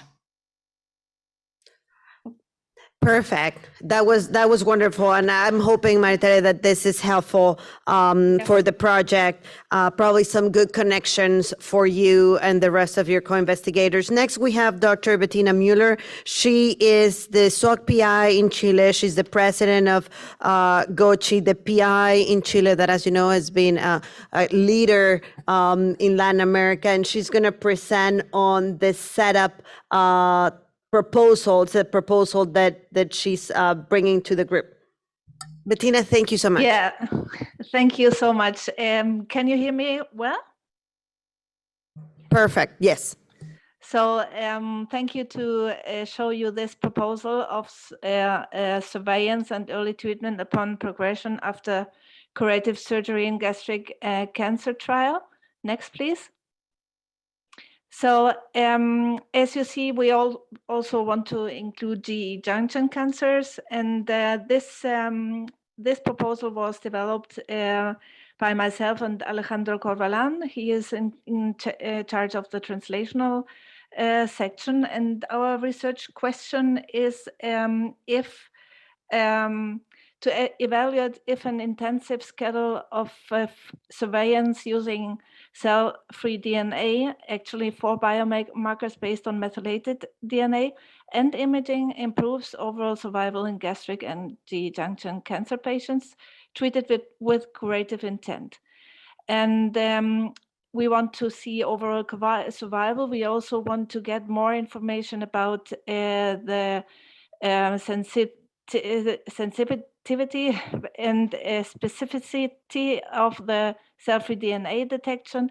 And also we want to see the percentage of patients receiving palliative chemotherapy and quality of life. Next, please.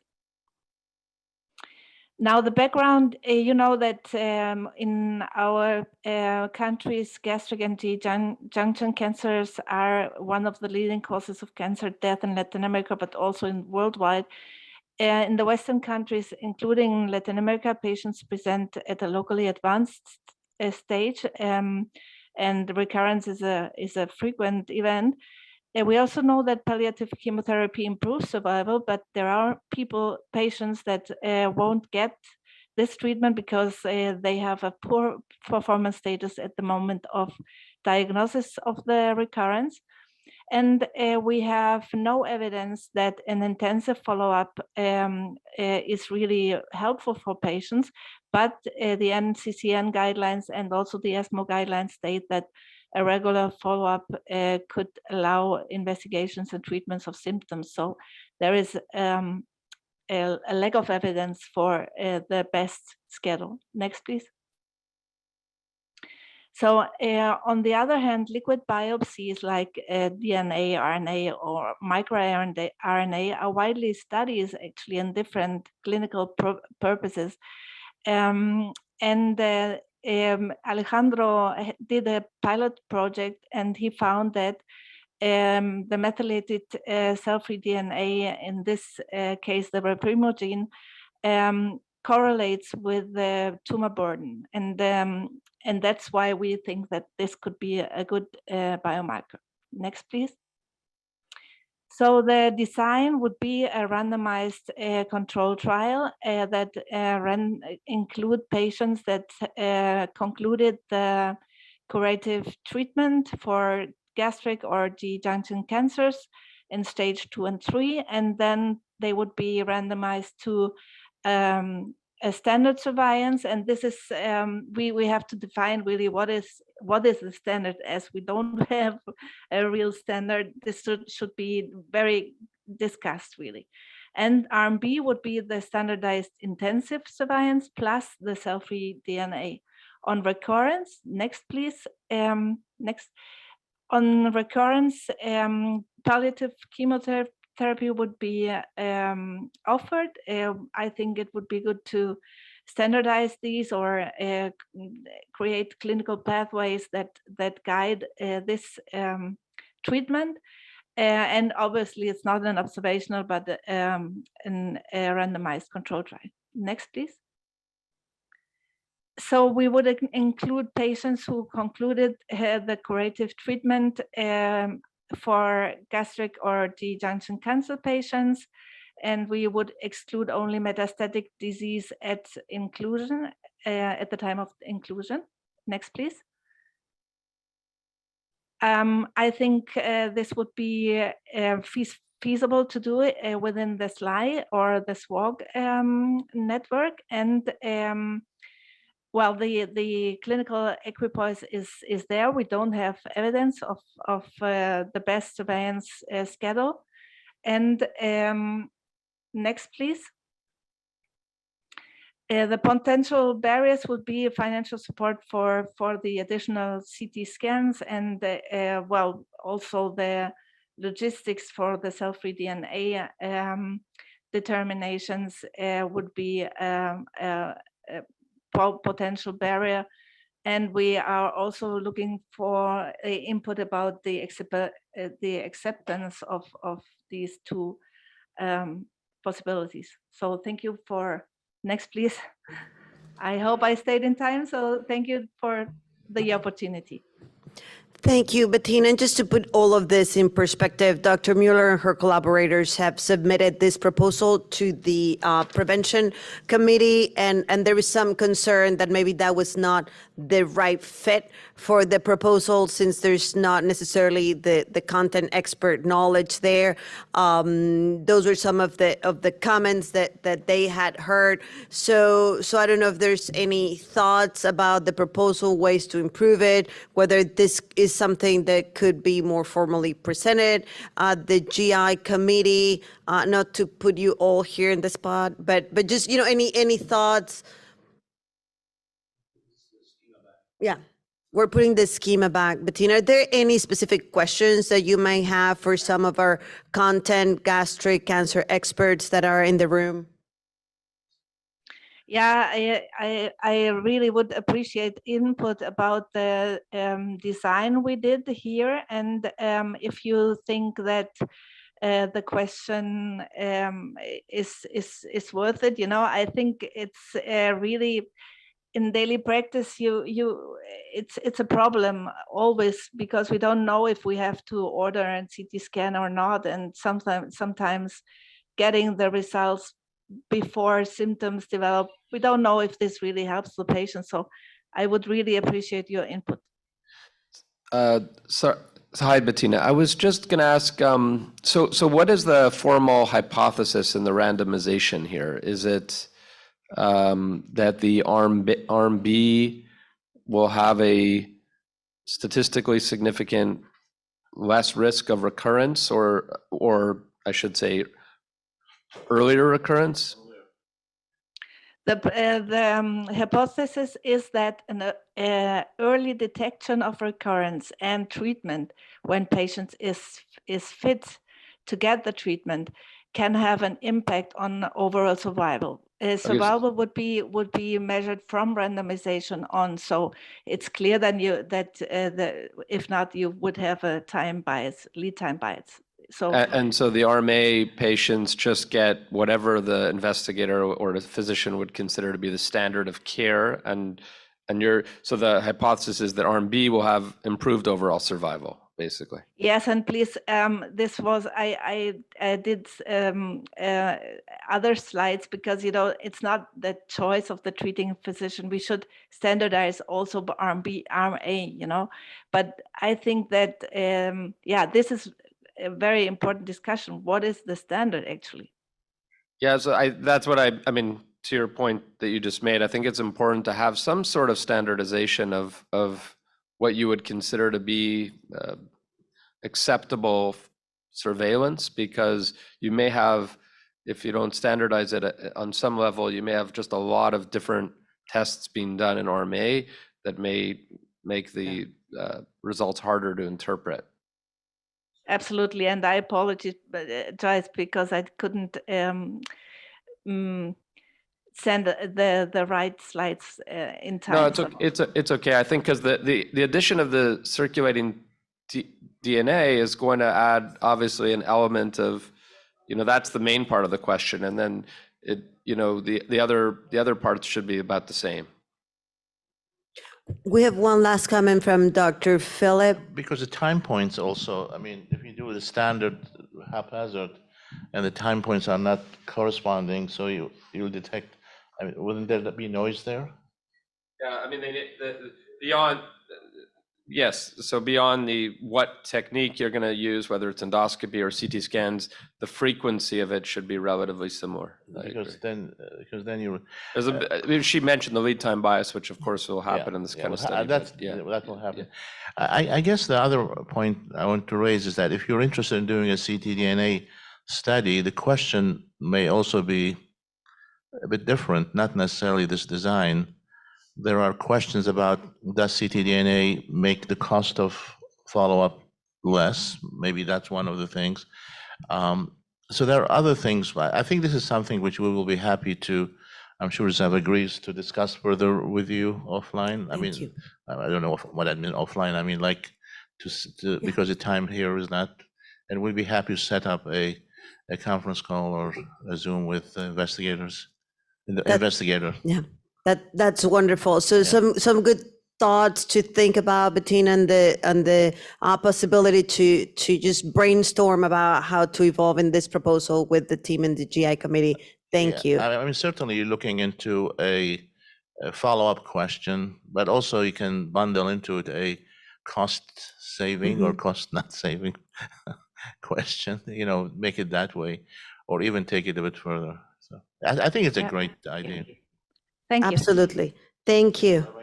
Yeah. And last but not least, we have Dr. Alejandro Corbalan, also from Chile, also a leader in gastric cancer. He's also going to present a proposal that actually was submitted to the Hope Foundation with collaboration from other investigators in Latin America. It did not get funded by the Hope Foundation, but we thought we could bring it forward to maybe think about reshaping it, provide some feedback to the investigators. Thank you so much, Dr. Corbalan. Thank you for this opportunity to show this proposal. My name is Alejandro Corbalan from Pontificia Universidad Católica, Chile. And with my group, Arnoldo Riquelme and Gochi, we have this proposal, which is a MIGAS LATAM Latin American cohort of patients with gastrointestinal metaplasia. Next, please. Well, gastric cancer, as you know, is the fifth leading cause of cancer-related deaths. There is a high risk of gastric perineoplastic lesions, GIM, or gastrointestinal metaplasia. And this GIM varies by anatomical extension, subtype of metaplasia, and also the stage of perineoplastic lesions. And international clinical guidelines recommend esophagogastroduodenoscopy, EGD, surveillance every 3 years. But today there's no randomized clinical trials assessing the optimal time for surveillance. And also the measurement of surrogate biomarkers like pepsinogens and anti-H. pylori antibodies have been used in Asian population. But the studies in Hispanic populations have reported conflicting results. We have been working on independent predictive biomarkers that could add the best new information in surveillance. One of them is threefold factor 3, TFF3, and the other one is our own biomarker, which is methylaser-free DNA of primo-like gene. It's the same biomarker that Dr. Miller presented in the previous presentation. Next, please. So our general aim is to validate the role of TTF3 and methylated cell-free DNA of ropimo-like gene in combination with surrogate biomarker for the optimal time for EGD surveillance in patients with advanced perineoplastic lesions of the stomach. We would like to determine the circulated levels of these two biomarkers in patients with a stepwise progression from advanced perineoplastic lesions to high-grade dysplasia or gastric carcinoma. Also determine the circulated levels of the surrogate biomarkers, and then to combine these data, T4 factor, methylated cell-free DNA, with these surrogate biomarkers for the optimal EGD interval patient in the progression from perineoplastic lesion to gastric cancer. Next, please. So we already have a cohort of patients in which we have observed 3-year cumulative risk progression of 5.6% from perineoplastic lesions to to dysplasia or gastric cancer. So we estimated that with these biomarkers, we can increase we can detect up to 25% of this progression. So we calculated 36 cases and 144 controls to obtain 95% the confidence level, power 80%, and with a size effect of 0.25. And cases and control will be matched 1 to 4. We have our in-house assay for cell-free DNA for ropimo, and we will use commercial assays for the other biomarkers. And we plan to perform endoscopy and these non-invasive assays every 6 months during 3 years interval. And patients will develop cancer or high-grade dysplasia between the first 12 months of the surveillance will not be included in the study. Next one, please.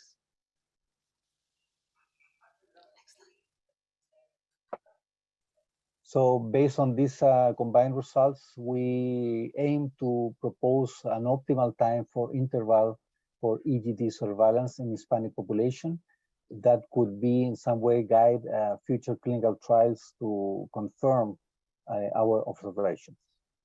Thank you for letting me ask to show this proposal. Thank you, Dr. Corbalan. And I know that we're running out of time, and I hate to just, get us through this last part so rush, but any questions from the audience or Dr. Corbalan, any specific questions that you may have for some of our SWOG gastric cancer leaders? Well,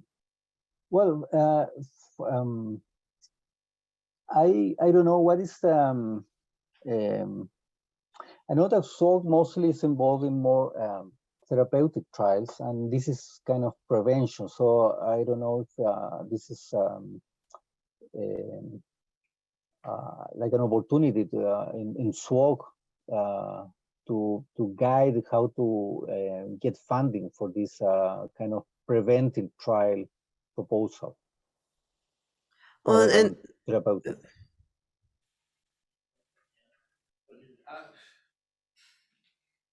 So it's we have a hard enough time doing the therapeutic trials, but I think it's something that we could talk about. Certainly, we don't have a lot of experience with those we don't have a history of experience within the upper GI group in SWOG to do preventative trials. Probably because with the frequency of this cancer in the United States, it's not as common as a lot of other cancers, but I think we can take it back and talk about it.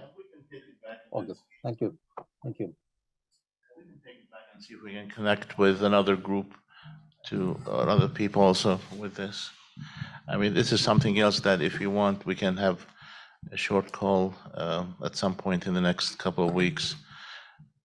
we try to help. We try our best to help. Yeah, and maybe connect with the prevention committee in this case and try to do the right match. Dr. Corbalan, you and us and everybody trying to do research, we're all struggling, trying to find funding, but we can clearly connect and continue brainstorming for you guys to take on this project. So I fail at keeping us on time, and I know that's rule number one of running a meeting. So I fail, apologize for that, but really thank you for your participation. Our GI experts, thank you for being open and willing to work with us. As you can see, there's a lot of effort and talent. I want to remind you that we're just going to try to get a very casual get together tonight at the London House, a beautiful bar across the street that has a beautiful terrace. We might be freezing, so bring your coats. Thank you so much for making this happen. Thank you to Deja. She's like telling me all the things that I have to say, and I cannot understand handwriting, but we're going to be having a newsletter distribute to all SWOG investigators coming from the materials. Thank you to the Hope Foundation, OPS, and everybody for being here. Thank you so much.